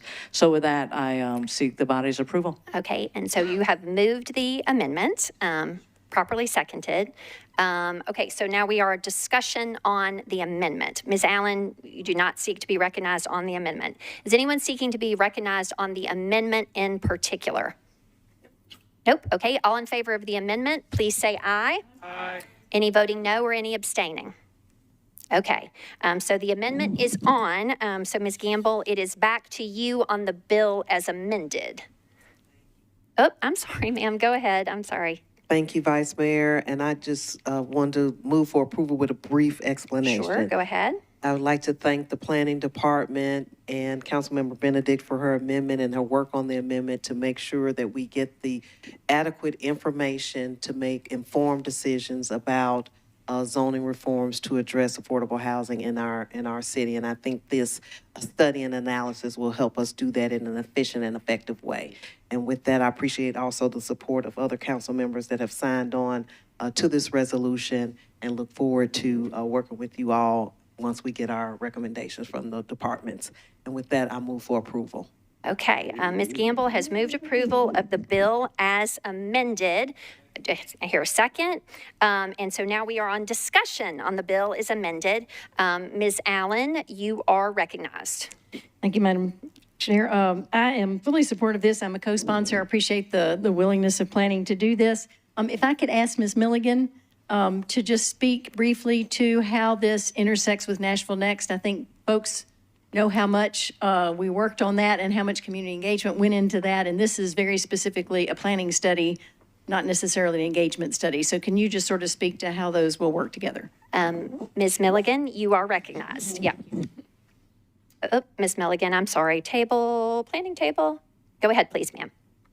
Certainly. So I think that, Nashville Next really intersects with all of the work that the planning department does. That's our guiding document, and that it's our it's our growth plan. So that is really the guiding document for all that we do. And I think that all of our decisions and the work that we do is grounded in Nashville Next. There was a huge amount of engagement that took place with Nashville Next in regards to the overall community vision. And so that's definitely the backbone of of all of the work that we do. And so we will certainly be looking to that to guide. We have started already looking at sort of studies that are currently underway, ones that we can pull information from. We certainly don't want to sort of reinvent anything that has already been done. So we're looking at studies that are currently underway that we can pull data from to inform the decisions that will be a part of this new study. Okay, thank you, Ms. Milligan, for that explanation. Is anyone else seeking to be recognized for discussion on the resolution as amended? Okay, seeing none, all in favor, please say aye. Any voting no or abstaining? Okay, the resolution has passed. All right, next resolution not on consent is agenda item 11, resolution 2024-301, sponsors Porterfield, Gamble, Welsh, and Coupin. This is a resolution to approve the second amendment to a grant contract for constructing affordable housing approved by RS 2022-1443 between the Metropolitan Government of Nashville and Davidson County, acting by and through the Metropolitan Housing Trust Fund Commission, and Rebuilding Nashville Together. Ms. Porterfield, you are recognized. Thank you, Vice Mayor. I'm going to move for approval after we get our committee reports in. I'll start with the Budget and Finance Committee report. We approved this 12 in favor, 0 against, and 1 not voting. Okay, Ms. Gamble, it's to you for a report of planning and zoning. Planning and zoning recommended approval, 11 in favor, 0 against, 1 not voting. Okay, and so abstentions on both of those. Okay, so back to you for a motion. Move for approval. Okay, do I hear a second? Okay, properly moved and properly seconded. Is there any discussion on this? Okay, Ms. Allen, you are recognized. Thank you, Madam Vice Mayor. I just need to be marked as an abstention, please. Yes, ma'am, understood. Okay, anyone else seeking to be recognized for discussion on this? The upcoming abstention noted, and then with that, we can just do it by voice. Great. Okay, all in favor, please say aye. Aye. Any voting no? And 1 abstaining. Ms. Allen. Thank you. Okay, the resolution passes. Okay, next, among our resolutions is agenda item 29, RS 2024-319, sponsors Huffman, Coupin, Vo, Evans, Spain, Horton, Benedict, Gadd, Bradford, and Allen. This is a resolution requesting the Nashville Department of Transportation and Multimodal Infrastructure and the Department of Parks and Recreation to establish and implement a wildflower program to plant indigenous wildflowers and perennial and annual plants native to Middle Tennessee in Nashville and Davidson County. Mr. Huffman, you are recognized, sir. Thank you, Vice Mayor. Committee reports, please. Okay. First among those is Ms. Stiles for the report of Public Facilities, Arts, and Culture, AKA Parks and Libraries, ma'am. You're recognized. Ha ha ha, get ready, it's new coming. So this passed at 6-0. 6 and 0 in your committee. Thank you for your report. Next among the reports is transportation and infrastructure. Mr. Parker, you're recognized, sir. Thank you, Vice Mayor. Transportation and Infrastructure recommended approval, 11 in favor, 0 against. Okay, thank you, Chair Parker. Okay, so it is back to you, Mr. Huffman. Thank you, Vice Mayor. I'm going to move for approval with a brief comment, please. That's fine. Not to. I hear that, Councilman Bradford. Thank you very much. We'll try to get everybody out of here. Essentially, what I'm trying to do here is bring a little bit of light into some darkness into the world through a wildflower program. This is going to be introduced today at the first day of spring, so it's very, very fitting. Keep it down over here. Mr. Huffman, we were wondering earlier, did you say light? Light. Light. That's correct, Oh, yes. so bring some light. Okay, okay. My resolution to expand the Appalachian dialect will come later, ma'am. Thank you. Okay. Go ahead, please, sir. Just clarify. Thank you very much. Yeah. Wildflowers have an immense amount of benefits, not limited to additional floral landscapes, but the big thing that this bill is going to do is it's going to bring a community partnership together through right now several beautification commissioners who have already signed on to this. We are going to this year plant in 2 specific sites per council district that has signed on to this. So thank you very much for the co-sponsors on this bill. Additionally, I would like to note that NDOT and Parks are all on board with this, and I'm very, very thankful for their support. When this gets up and running fully next year, NDOT will look to plant seeds in hard-to-mow/maintain areas, medians, high-traffic areas, and so forth. Parks and Rec will be planning this year in Ravenwood Park, Shelby Bottoms, and Bells Bend. I do believe we are going to also possibly look into Mill Creek as well.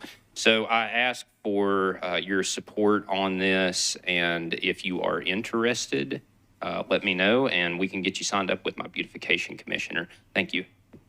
Okay, thank you, Mr. Huffman, for your brief explanation. Ms. Porterfield, are you seeking to be recognized on this one? Okay, Ms. Porterfield, you're recognized. Thank you, Vice Mayor. Thank you to the sponsor for bringing this legislation. This is very exciting. I think we all look forward to opportunities to beautify Nashville. I did have the opportunity to sit in on that committee to just make sure that we're shedding light. Did I say it right? Shedding light to the fact that we want to make sure that when we're considering these programs, we want them to be as equitable as possible. So just ensuring that parks all across the city have the opportunity to participate, which Councilmember Huffman said that he was completely on board with. We did mention possibly Millridge Park, but just making sure that all across our city that anyone who wants to participate does have the opportunity to participate to beautify our community. So thank you to the council member. I rise in support, and I also encourage my colleagues to sign up to, not sign on, but to sign up and participate. Thank you, Vice Mayor. Thank you, Ms. Porterfield. Ms. Evans-Siegel, you're recognized. I will be very brief, but if anybody wants to see what a completed project like this looks like, there is one in Portland Park at the corner of Magnolia and 21st. The bus goes straight there. It is also adjacent to a public fruit orchard that you can pick from any time of the year. There is ripe fruit. It is there for everybody. And it was really lovely working with parks to do one of these. And it is kept up, and it is a native wildflower spot right there in a public park. Great. Thank you for sharing. Okay. Seeing no one else seeking to be recognized, that this has been properly moved and properly seconded, all in favor, please say aye. Any voting no or abstaining?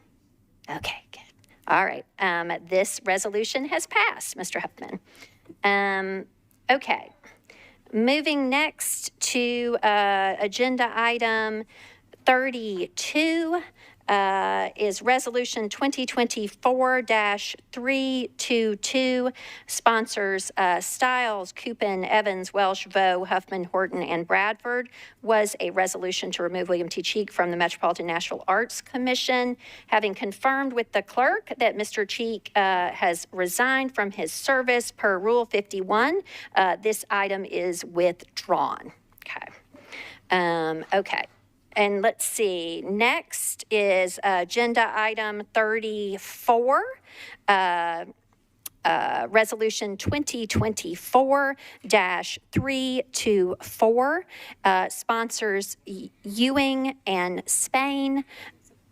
Oh, I apologize. Yes, ma'am. Point of order. Go ahead. Point of order, Vice Mayor. We missed number 33. It was pulled from consent. Oh, thank you, ma'am. You are correct, and I did not mark it accordingly in my binder, and so I missed that. Thank you. Okay, we will then go back to agenda item 33, RS 2024-323, sponsors Porterfield, Bradford, and Spain, a resolution to honor and commend Metropolitan Nashville Public Schools on being recognized as a national leader in post-pandemic academic recovery. Ms. Porterfield, you are recognized. Thank you, Vice Mayor. Committee reports, please. Okay, Ms. Sepulveda. Thank you, Vice Mayor. Rules voted 5 in favor, 0 against, 0 not voting. Okay, back to you, Ms. Porterfield, for a motion. I would like to move for approval with explanation. Go ahead. Is there a second? Okay, properly moved, properly seconded. Go ahead. Thank you, Vice Mayor. MNPS has distinguished themselves as national leaders in the academic success of their students as a result of its intentional efforts to accelerate learning progress and the strong academic outcomes its educators and students have achieved. This recognition comes from a national report, which was the collaboration of the Educational Opportunity Project at Stanford University, the Center for Educational Policy Research at Harvard University, and Stanford City for Educational Policy for Educational Policy Analysis. MNPS was one of just 2 large urban districts that ranked in the top 10 for both math and reading. Our public school system was ranked 3rd in math growth and 6th in reading growth from among the top 100 districts from 2022 to 2023. And they did this by using strong evidence-based curriculum in reading and math, leadership development for principals, and wraparound services like no-cost breakfast and lunch for all of our students, advocacy centers and peace centers for emotionally distressed students, outreach programs such as navigators, summer and weekend learning opportunities. They utilize high-dosage tutoring through its Accelerating Scholars Program, launched the MNPS Family University to ensure the family and community had opportunities for engagement. They expanded their Community Achieves program.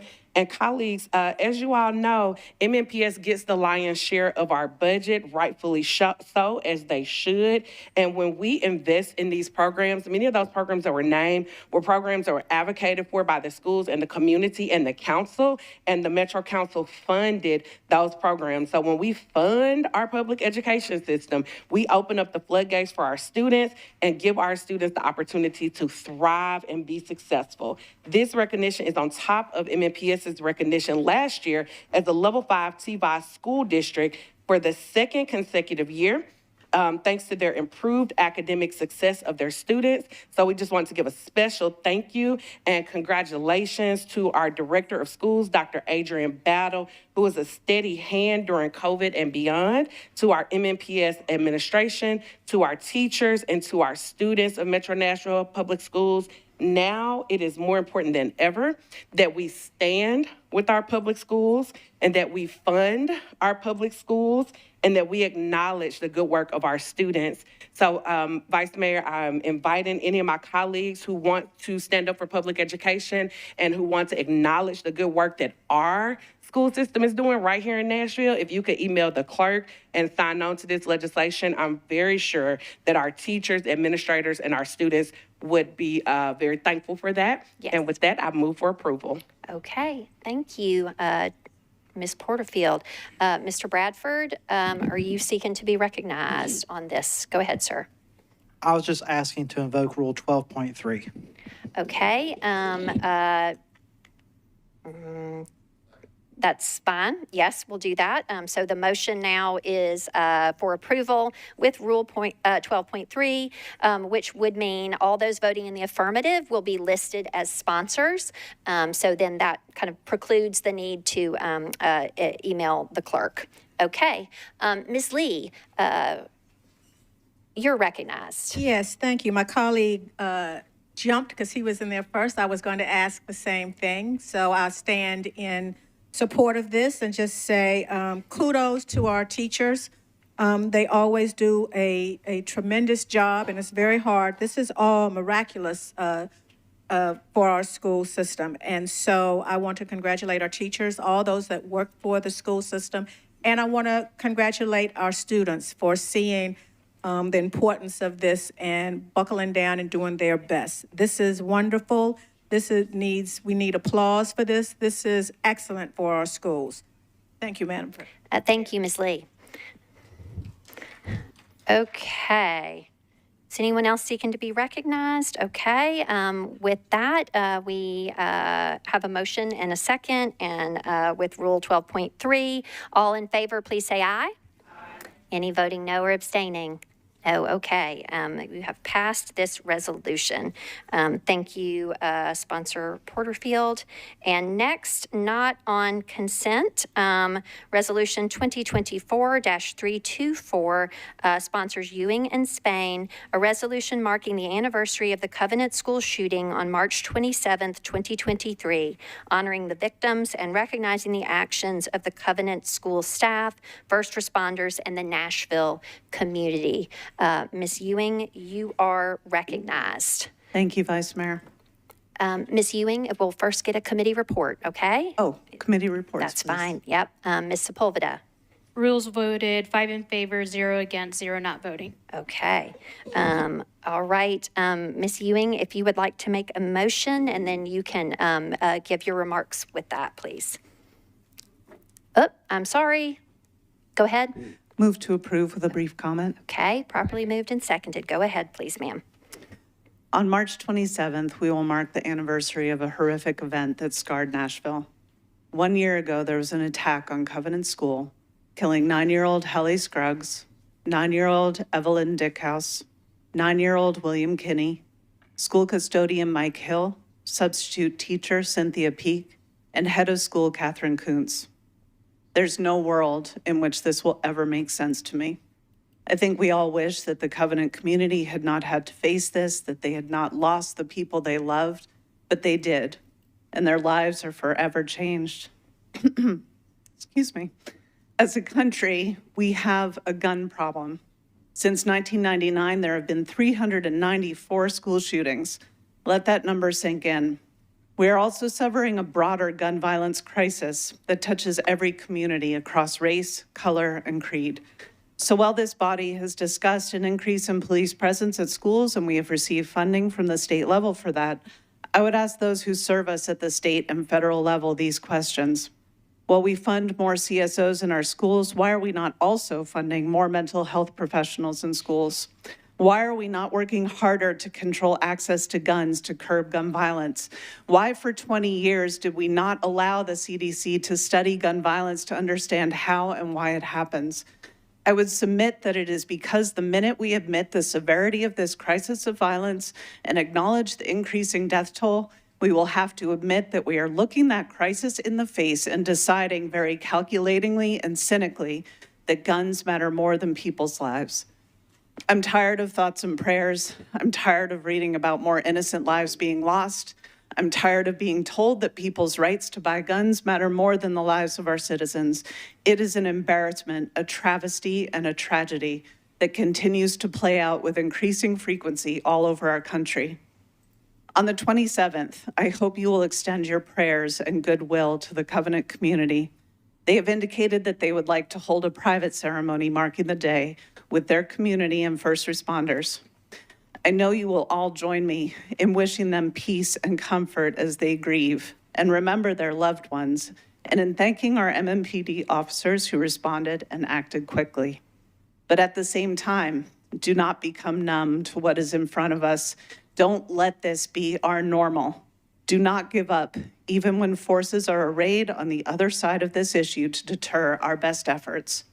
Hallie, Evelyn, William, Mike, Cynthia, and Catherine, and all those who have been and continue to be killed by gun violence deserve no less. Thank you. Thank you so much, Ms. Ewing. Thank you. Mr. Prep-T, you're recognized, sir. Thank you, Madam Vice Mayor. And first and foremost, I want to thank my honorable colleague for bringing this resolution. I'm proud to sign on as a co-sponsor to this resolution. 1 year on, there truly is nothing that we can say on this council floor that would assuage the anguish of those who are still grieving the loss of innocence and the loss of life. There is no reason why we have to continue to accept gun violence as a reality of existing in our society. It is not a natural consequence of existing in this city, in this state, or in this country. It is incumbent upon us to do all that we can to honor the memories of those who are lost by taking action to ensure that this is not a reality that we are going to say, c'est la vie. No.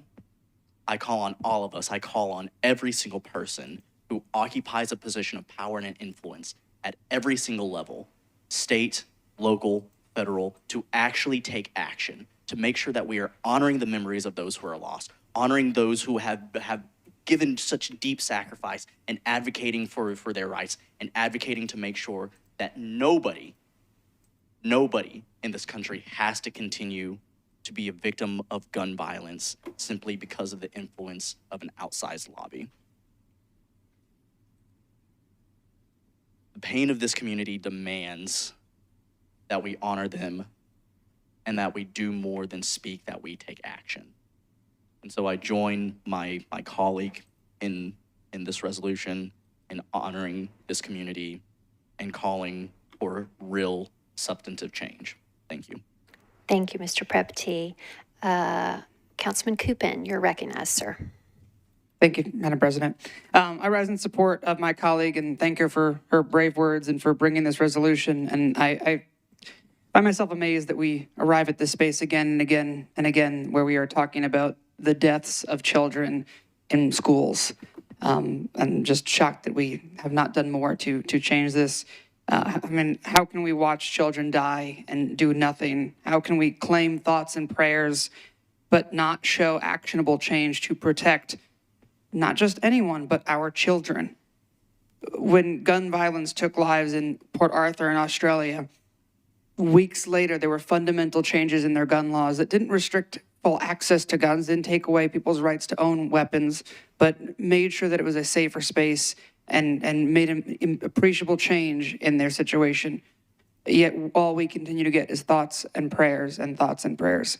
We need to be better. We need to change. This needs to stop being a partisan issue. This needs to be a common sense issue. This needs to be a space where we put down everything that we've gotten between us and we say that this is for the kids. And so I just ask the city, the state, the federal government, everybody who's working on this, put aside their differences and figure out for our kids, how can we be better? Thank you. Thank you, Mr. Coupin. Mr. Spain, you're recognized, sir. Thank you, Madam President. I just want to thank the sponsor for bringing this resolution and ask that we invoke Rule 12.3 on this one as well. Okay, so noted. That is added, I see lots of seconds, added to the motion of approval by Ms. Ewing. Okay, seeing no one else seeking to be recognized, all in favor, please say aye. Aye. Any voting no or abstaining? Okay, we have passed this resolution. Thank you, Ms. Ewing, and to all members. Okay. Next is agenda item 36, and that is to you, Ms. Ellis. It is Resolution 2024-326, a resolution recognizing the 20th anniversary of the Southeast Nashville Egg Hunt and Festival event. Go ahead, Ms. Ellis. Committee reports. Ms. Sepulveda. Rules voted 5 in favor, 0 against, 0 not voting. Okay, back to you, Ms. Ellis. Can I withdraw with You a may. brief comment? Yes, yeah, you can explain your withdrawal. So I just wanted to explain that former council member Karen Johnson asked to withdraw the resolution because we want to be able to take time for the city to recognize the full team behind putting the 20th anniversary event together. Okay, with that, it is withdrawn. That does not require a vote. Thank you, Ms. Ellis. So noted. Okay, next is agenda item 37. Resolution 2024-327, sponsors Hill and Bradford. This is a resolution recognizing March 31st, 2024 as Transgender Day of Visibility in Nashville and Davidson County. Ms. Hill, you are recognized. Thank you, Madam Vice Mayor. Committee reports. Yes, Ms. Sepulveda, you are recognized. Rules voted 5 in favor, 0 against, 0 not voting. Thank you. It's back to you, Ms. Hill, for a motion. I'd like to move for approval with a comment. Yes, go ahead, please, ma'am. I don't know why I'm nervous. So Transgender Day of Visibility is a day to recognize the resilience and sheer bravery of the trans community and what we go through to just be our true, authentic self. Many people don't understand that the straight privilege that we lose. A lot of gay and lesbian people have the ability to kind of hide and skirt. But as a trans person, when you start to transition, you have to live as your true, authentic self. And you have to dress, be, and act the way you're trying to transition. Anybody that knows me 5 years ago, I was not very passable at all. And I didn't have a good voice either. And so I've come so far. And I want to recognize every single trans person in this county that I stand with you. I want to thank every family member that's standing with every trans person, that I stand with you as well. But I also want to thank the mayor and the mayor's office, the vice mayor, and all the staff, legal, clerks, planning, every single person in this room who's accepted me 100% as me and made me feel like I was as part of this as any other person. I'd also like to give a huge thank you to someone that's no longer there, sitting there, Mr. Easley and Ms. Webb, who've also gone out of their way to stand with me and let me know that we don't always all see eye to eye on everything, but we all have the ability to come together for the greater good of Nashville. And it is, in my opinion, that this is the greatest body that's ever sat in this room. I move for approval. Thank you, Ms. Hill. Thank you. Okay, on to discussion. Ms. Ewing, you are recognized. Thank you, Vice Mayor. I wanted to rise in support of my colleague, Olivia Hill. I want to say to you and all transgender people throughout our city and our country, we see you, we stand with you. I am your friend, your colleague, and your ally always. And thank you for putting this bill up. Thank you, Ms. Ewing. Mr. Huffman, you're recognized, sir. Thank you, Vice Mayor. I'll be very, very brief on this. Thank you, Olivia, for bringing this before this body. You know, if you don't know Olivia, you need to take the time to get to know her. She's amazing. And there are so many other people that go through the life changes that she's had, and they're just as amazing. It's a hard decision to do what you did, and you did it, and now you're who you are. And I love you for that. Now, one thing I want to highlight is that if you've got a problem with how someone who goes through this, I suggest you just mind your business. Thank you. Thank you, Mr. Huffman. Mr. Coopin, you're recognized, sir. Thank you, Madam President. I've always been a supporter of the LGBTQ community, but watching Councilman Hill, Olivia, I'm so inspired by your leadership in this space, and I rise in support of Transgender Day of Visibility.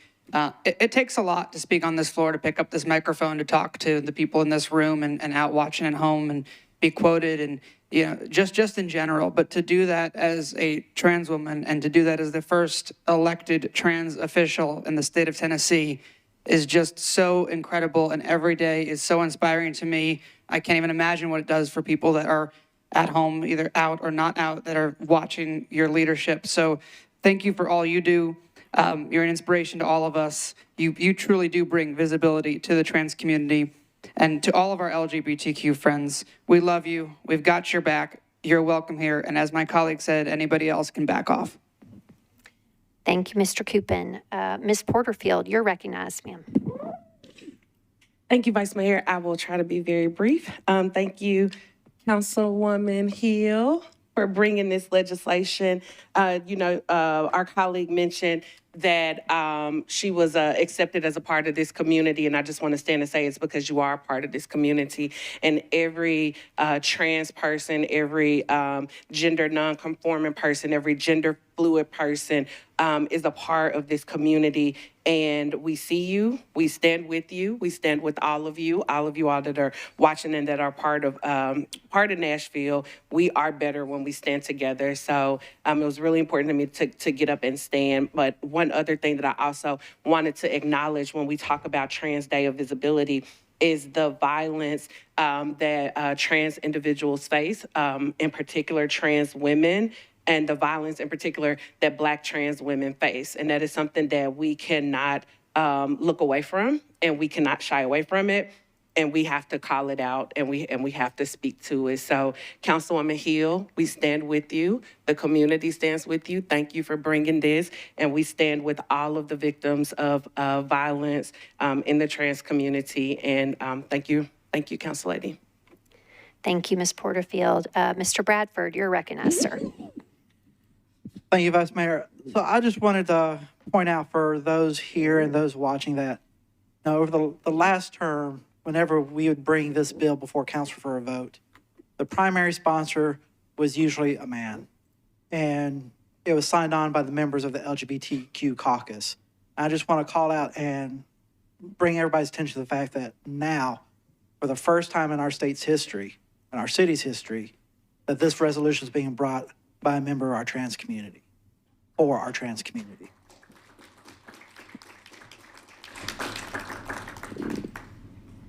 I won't go into much detail because everybody else has kind of said the same things, but the one thing that makes me so proud to serve with Olivia was she didn't go out of her way to make her campaign about who she was.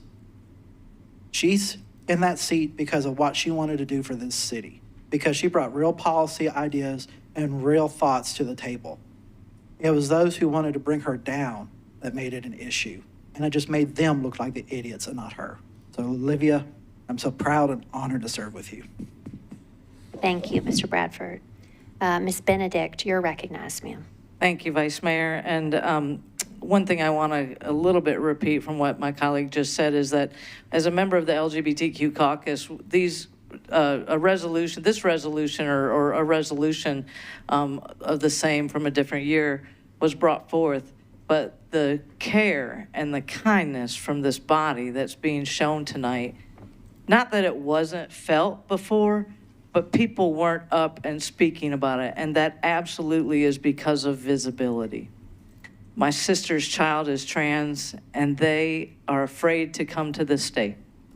They will not come visit Tennessee because they're scared, but they're visible. And that's happening when we celebrate the trans community, when we celebrate anyone in the community, we help them feel not just visible, but welcome, cared for, and it's so critical to me that we make sure that the transgender community knows how important they are to our city. I'm thrilled that you're a part, Councilwoman Hill. I'm thrilled that you're a part of the LGBTQ caucus, that you're a part of this body. I would like to go on the board, if we may, as a show of solidarity to the community. Thank you. Is there a second for that? Okay, that'll be fine. Let's see. Ms. Gadd, you are recognized. Thank you, Vice Mayor. Like many of my other colleagues, I want to say thank you, Olivia. Thank you, Council Member at Large Hill, for your service to all of us, but also it is not easy to be bold and brave. And what I have seen in you inspires others to be the same. So thank you for that. As a member of the LGBT caucus, I'm thrilled to be a part of this caucus, but also a part in a friendship with you and others that serve in this caucus. What I think is really fitting about this resolution being brought forward by you is that this is Women's History Month. And so as here in this caucus, not only in our caucus, in the Women's Caucus, the LGBTQ caucus, but here in this Metro Council, recognizing with this that trans women are women, trans men are men, and that is to me incredibly, incredibly important. When we talk about creating safe spaces, when we talk about accepting each other, it's acknowledging that.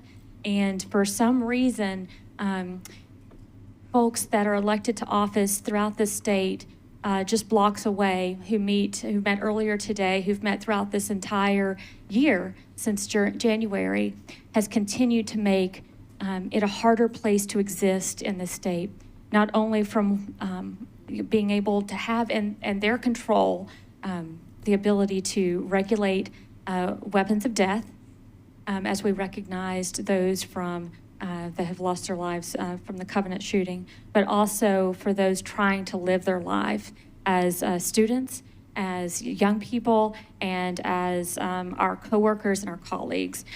So I am grateful to you that you ensure that we all take this responsibility to make Nashville a space and place that's welcoming. And thank you for also speaking on the Women's Day on the Hill. That was very beautiful. So with that, I'll give my time back over. Okay, thank you, Ms. Gadd.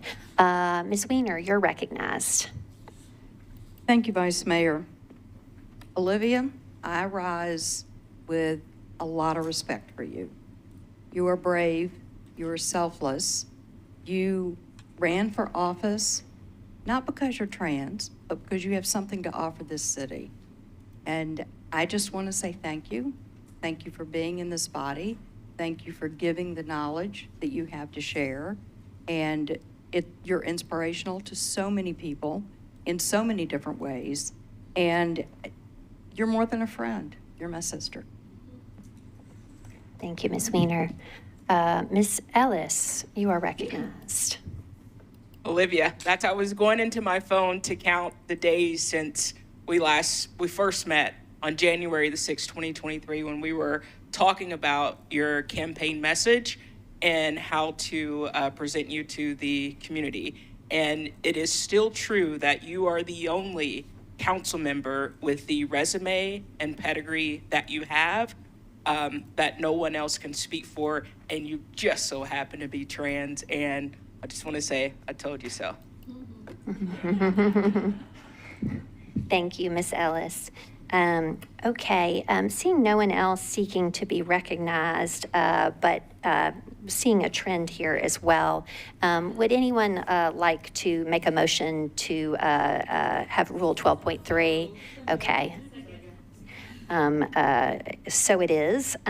Okay, so we have a motion to approve with a request for a roll call vote that has sufficient seconds for that, and then Rule 12.3. But I guess with the roll call, Mr. Clerk, would you please open the machines, please?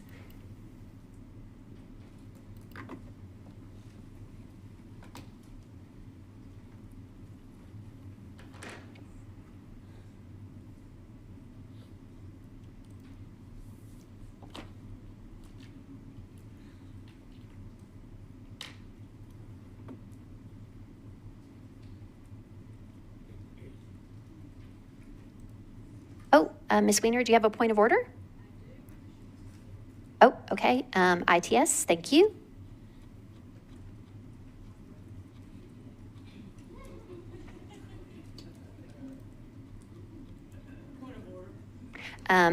Yes, Ms. Benedict? Thank you. I just want to confirm that anyone voting, I want to just be clear for the public, anyone voting in the, Rule 12.3, is anyone voting in the affirmative is a co-sponsor of the resolution? Correct. Yes, ma'am. Thank you. Thank you.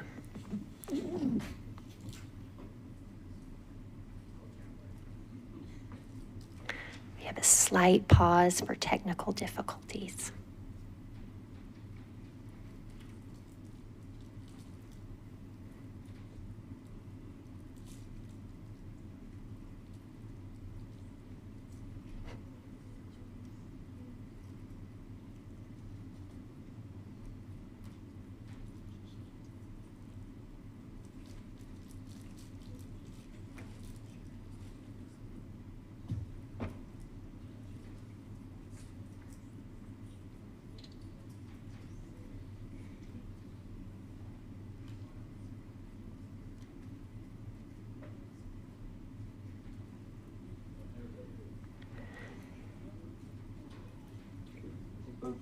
Okay, with all votes in, Mr. Clerk, please show the vote. Excellent. This motion passes 36 in favor, 0 voting no, and 0 abstaining. Thank you very much, Ms. Hill. Thank you. Okay, next resolution not on consent is agenda item 38, RS 2024-328. Sponsor Stiles is a resolution recognizing March 12th, 2024 as Equal Pay Day in Nashville and Davidson County. Ms. Stiles, you're recognized. Thank you, Vice Mayor. Committee reports, please. Okay, Ms. Sepulveda. Thank you, Vice Mayor. Rules voted 5 in favor, 0 against, 0 not voting. Thank you. Back to you, Ms. Stiles. Thank you very much. I did want to move for approval with a brief comment, and I did want to ask in advance to employ the Murphy Rule 12.3. Yeah. Yes. 12, invoking Rule 12.3. I see seconds. Okay. Okay. Go ahead. Thank you very much. So as March is Women's History Month, this is a great opportunity for us to discuss Equal Pay Day, which was actually March 12th. And just to share a bit of information, if we look at it, women are earning 78 cents to 84 cents gender-wise, and further breakdown by ethnicity. I have information that I would like to send you all because it's pretty in-depth. But Equal Pay Day is a date where we can raise awareness about the harmful wage gap between men and women in the workplace. Throughout the year, we can raise awareness about the harmful wage gaps faced by women of color compared to their white, non-Hispanic male counterparts. And closing the pay gap isn't just a win for women, it has social and economic benefits as well. If women were paid fairly, it would cut the poverty rate in half and inject over $500 billion into the U.S. economy. So the average woman must work far more in the next year to earn what the average man earns the previous year.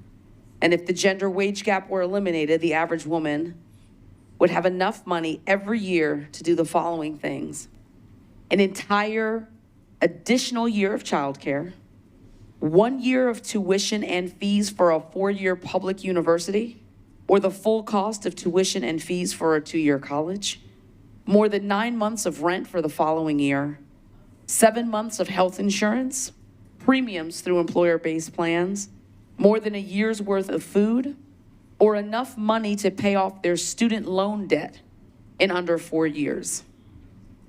So I just wanted to highlight this in Women's History Month. We are making small incremental change, but calling on all of us to do more, do better, ask our state, our federal level, let's fix this.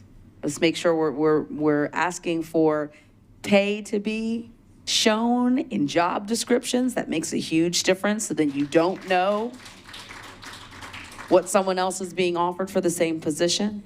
That's how we have accountability and transparency. So I would ask for all of my colleagues to vote in favor. Thank you so much. Thank you, Ms. Stiles. Ms. Sepulveda, you're recognized. Thank you, Vice Mayor, and thank you to our Women's Caucus Chair for bringing this resolution forward. I also want to recognize my friend Jessica Marquez Munoz, who asked for the resolution to be sent to the Women's Caucus. She actually has a pretty cool shirt on. If you don't see it, it says, "Pay me like a white man." Oh, this one says "pay me." Straightforward. But I do want to highlight what Councilmember Stiles did say. Women make 84 cents for every dollar a man makes. For Black women, that's 69 cents, and for Latinas, that's 57 cents. I also want to highlight that and remind people that women in union actually earn 22% more than non-union women. So I think that's a reminder for us to organize in every space, in nonprofits, at the schools, even at the council floor, because we don't make a living wage. We work more than 40 hours and we don't earn a living wage. And I think we have to remember that. It is important for us to uplift every woman that has come before us, that has paved the way, that continue to influence us. And it is important to remind workplaces that they cannot tell their employees not to talk to each other about how much they get paid. That is illegal. So, on Women's History Month, I encourage every employer that watches, I encourage every colleague to remember to, pay women for every hour worked at the appropriate rate, not just because they are women means that they need to be making less, and to remind you all to that it is okay to speak about how much you earn with your colleagues. So thank you. Thank you, Ms. Sepulveda. Ms. Gadd, you're recognized. Thank you so much, Vice Mayor. As my colleagues have shared, thank you so much to the fearless women out here who have brought this forward, and to our wonderful Metro Council Caucus Chair, Chairman Stiles. So thank you so much. Chairwoman Stiles, thank you. So Equal Pay Day is not just a date on the calendar, it is this powerful reminder of the work we still need to do to ensure fairness and equity in our workplaces. It's true that for too long, the gender pay gap has been a harsh reality in our society. Women have been undervalued, underpaid, overlooked, and the work of caregiving itself is not considered as equally important. It's a stark reminder of the systemic inequalities that persist in our workplaces and in our society. As my colleagues have highlighted, that in 2024, white women working full-time earned about 84 cents for every dollar that white men earn. If part-time workers are included, the gap widens even further, and white women earn closer to 78 cents. And those are because those are the ones likely to be working low-paid part-time jobs. as my colleagues have also already highlighted, we need to make sure we're looking at the racial and ethnic groups, because this is actually a wider gulf that separates those earnings. Black and Hispanic women have a larger wage gap towards white men. So Black women earned 70% as much as white men. Hispanic women, as already lifted up, earned only about 65% as much. We know that there are women who are identified in the LGBTQ plus, as we already lifted up, talking through Trans Visibility Day. We do need to encourage that the census actually request and start taking data so we understand how those wages are impacted by personal identification and by sexual orientation. We also know that moms working full-time year-round are paid 71 cents, and all earners, including part-time and seasonal, are paid 63 cents of every dollar paid to dads. So Equal Pay Day is a day of action, and while we all here, as we move forward, are urging to address the inequality of this wage gap, I'm hoping that colleagues here in the few months as we move forward will also join me as we try to pursue pay equity reports through Metro government. Thank you so much. Thank you, Ms. Gadd. Seeing no one else seeking to be recognized, properly moved and properly seconded with Rule 12.3 on the motion, such that anyone voting in the affirmative will be recognized or listed as a co-sponsor. All in favor, please say aye. Any voting no or any abstaining? Okay, this resolution passes. Now we are on bills on introduction and first reading. Without objection, all items on first reading may be voted on at the same time. Do any items need to be pulled from first reading consideration? Okay. Seeing none, is there a motion for approval of all items on the first reading, properly seconded? All in favor, please say aye. Aye. Any voting no or abstaining? No. Okay. All bills then on this agenda have passed introduction and first reading, and we are on then to bills on second reading that were not on consent.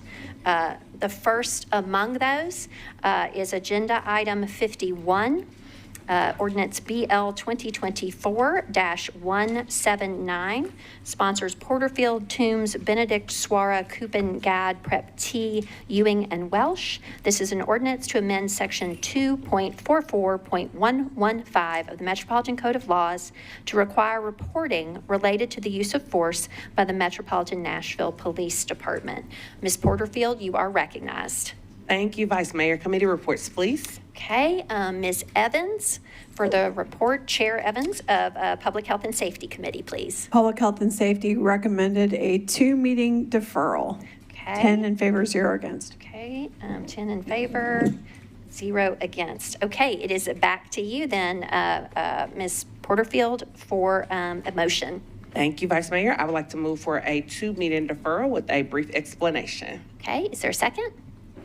Okay, go ahead, please, ma'am. Thank you. I've been working with MNPD on this legislation, and we were trying to, we're working together towards an amendment to address some of the concerns that MNPD had, and we are right there at coming to an agreement. We just need a little bit more time to work through it, so that's why I'm requesting that 2-meeting deferral. But I did also want to acknowledge that Council Member Allen had proposed an amendment, and the amendment actually includes language that was already in the amendment that we are working on, which is why I am asking for the deferral now without the amendment. And once we bring it back in 2 meetings, we can see if we need to add that amendment out there. Okay, Mrs. Allen is acknowledging that's okay. She's not going to offer that amendment. Okay, go ahead.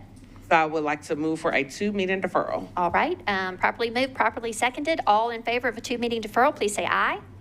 Any voting no? Any abstaining? Okay. This bill is deferred 2 meetings. That would be to the meeting of April 16th. Okay, thank you. The next item is agenda item 52, ordinance BL 2024-254, sponsors Hancock, Huffman, Horton, and Webb. This is an ordinance to amend Title 15 of the Metropolitan Code of Laws relative to infrastructure investment for off-site construction. This is deferred 1 meeting by rule. Okay? So that will be deferred to the meeting of April 2nd.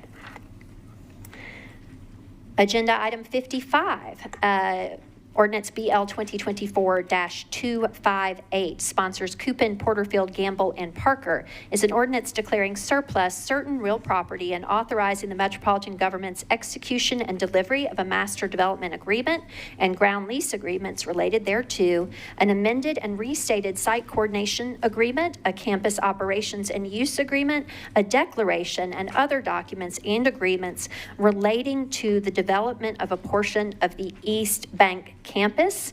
This also is deferred 1 meeting by rule. So that will be on the agenda of the meeting of April 2nd.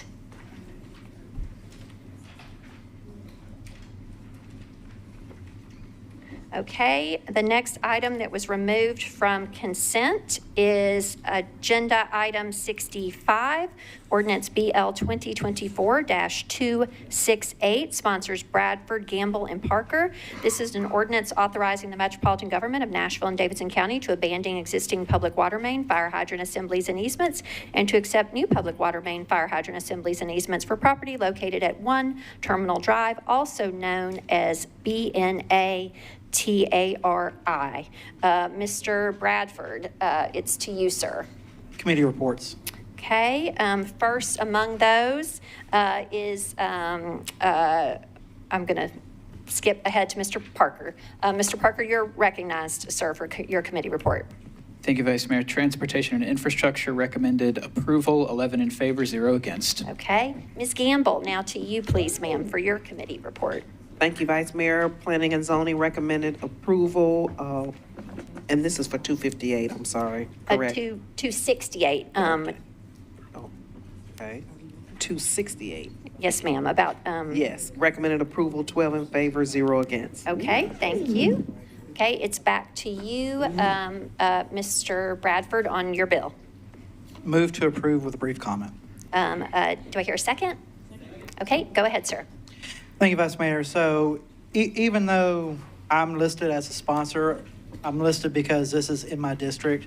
I'm standing up tonight for my constituents, for those who elected me to represent them and not to represent the airport, who has clearly showed that their interest is to disregard the concern of constituents of District 13, both when it comes to noise and when it comes to the growth of the airport. So I cannot stand in support of this legislation.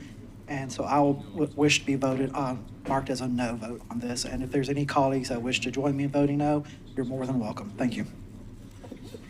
Okay, thank you, Mr. Bradford. Is there anyone else seeking to be recognized on this item?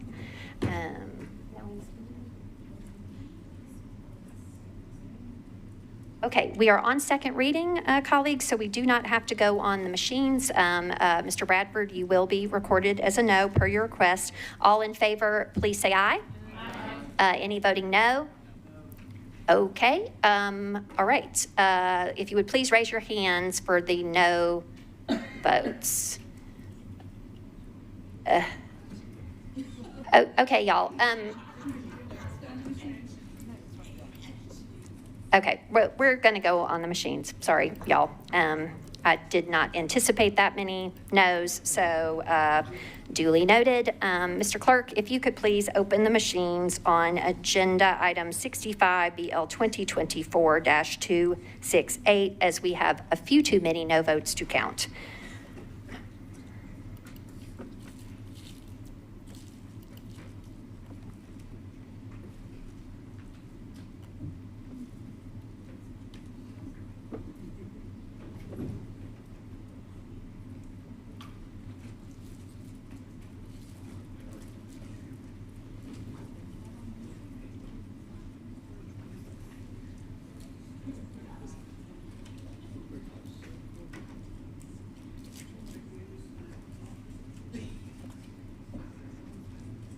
Anyone having technical difficulties? Anyone else needing to vote?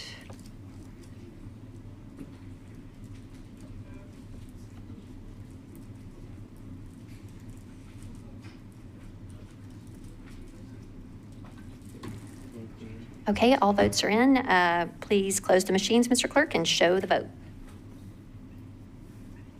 Okay, this motion passes with 22 voting in favor, 9 voting no, and 2 abstaining. So this passes on second of 3 readings. Next then is agenda item 68.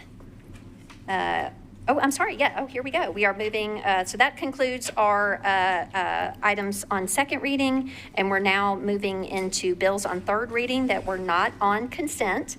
And so agenda item 68, ordinance BL 2023-104, sponsor Eastlick, is an ordinance to authorize building material restrictions and requirements for BL 2023-103, a proposed specific plan zoning district located at 3800 Old Hickory Boulevard at the corner of Anthony Street and Old Hickory Boulevard, 0.39 acres, to permit 5 multifamily residential units, all of which is described herein. The proposed ordinance requires certain materials to be restricted in the construction of buildings.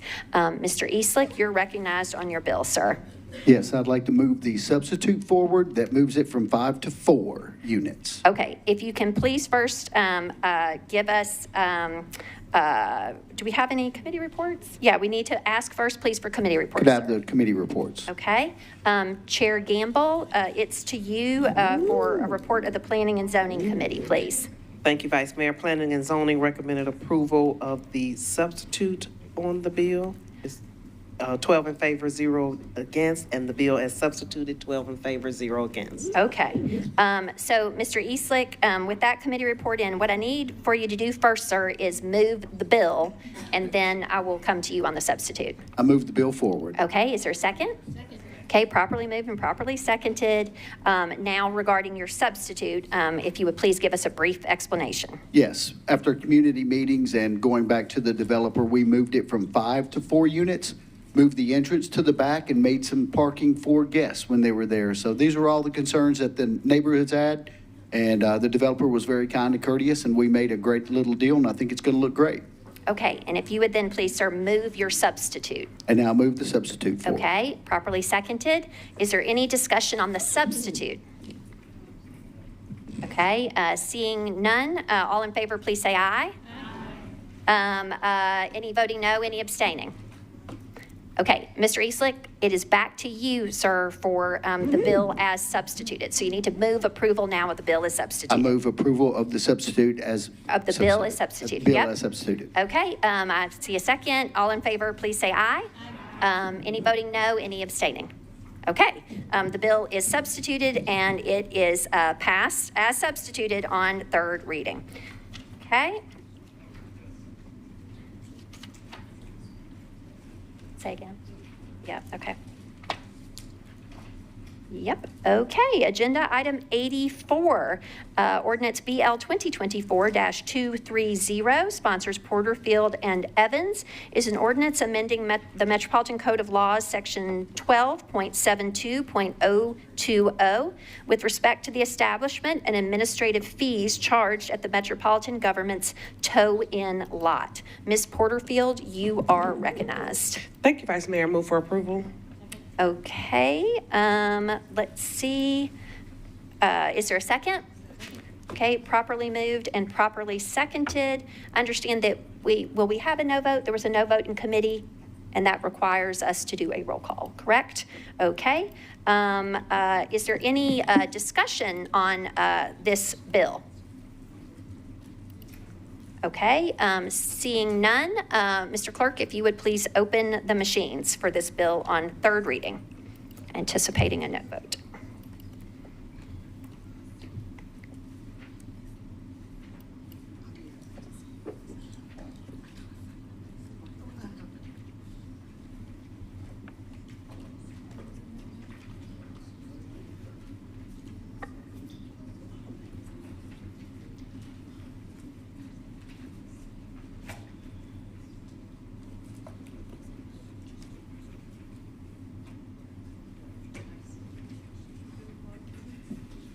Everybody voted. Anyone having technical difficulties? Ms. Benedict, are you?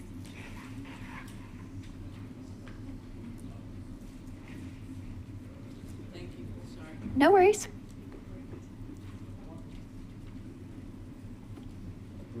Okay, with all votes in, Mr. Clerk, please close the machines and show the vote.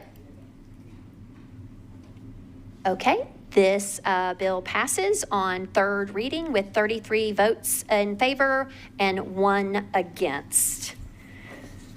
Okay. 93. Okay, agenda item 93, ordinance BL 2024-239, sponsor Bradford, Gamble, and Parker, is an ordinance authorizing the Metropolitan Government of Nashville and Davidson County to abandon an existing public water main, fire hydrant assembly, and easement for property located at 1 Terminal Drive, also known as BNA Concourse D expansion. Mr. Bradford, it's to you, sir. Committee reports. Okay, all the reports are already in, sir. We are on third reading.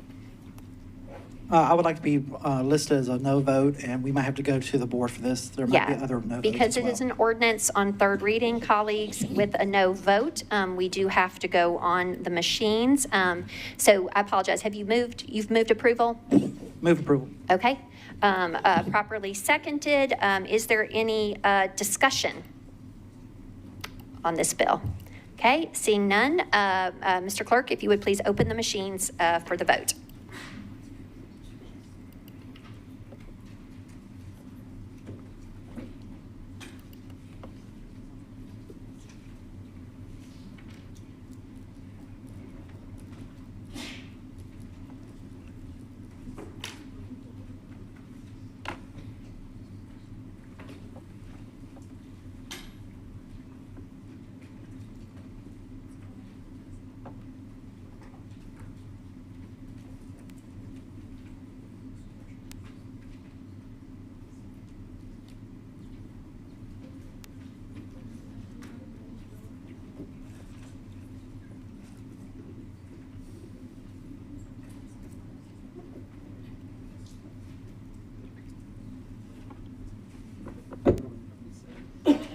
Okay, Ms. Ellis, are you seeking to vote on this matter?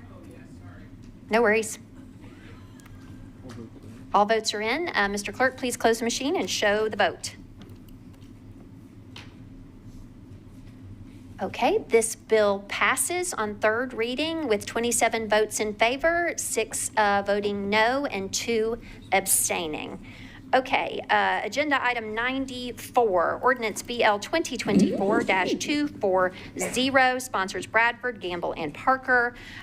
This is an ordinance authorizing the Metropolitan Government of Nashville and Davidson County to abandon existing public water mains and to accept a new public water main and public fire hydrant assembly property located at 1 Terminal Drive, also known as Terminal Drive Water Main Extension. With all committee reports already in, this being a third reading bill, that's to you, Mr. Bradford, for a motion. Move for approval with brief comment. Okay, go ahead, sir. I'll be voting no, so this will have to go to the board. Okay.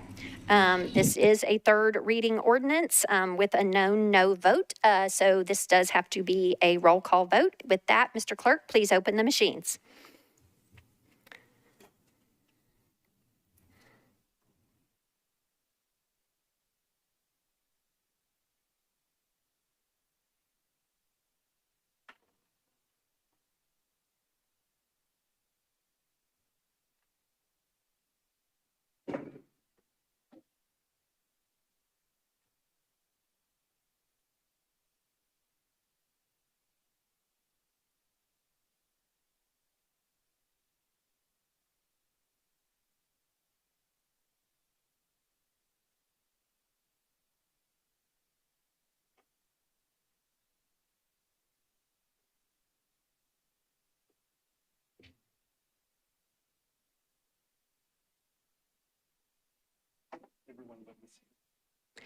Ms. Hill, are you seeking to vote on this matter? It's okay.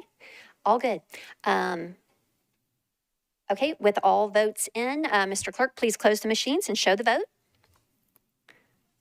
Okay, this bill passes on third reading with 25 votes in favor, 10 against, and 1 abstention. This has passed on third reading. With that, that concludes our agenda. Our next meeting will be on April 12th, or April 2nd.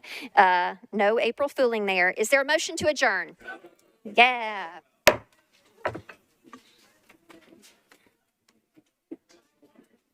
Look at that. I think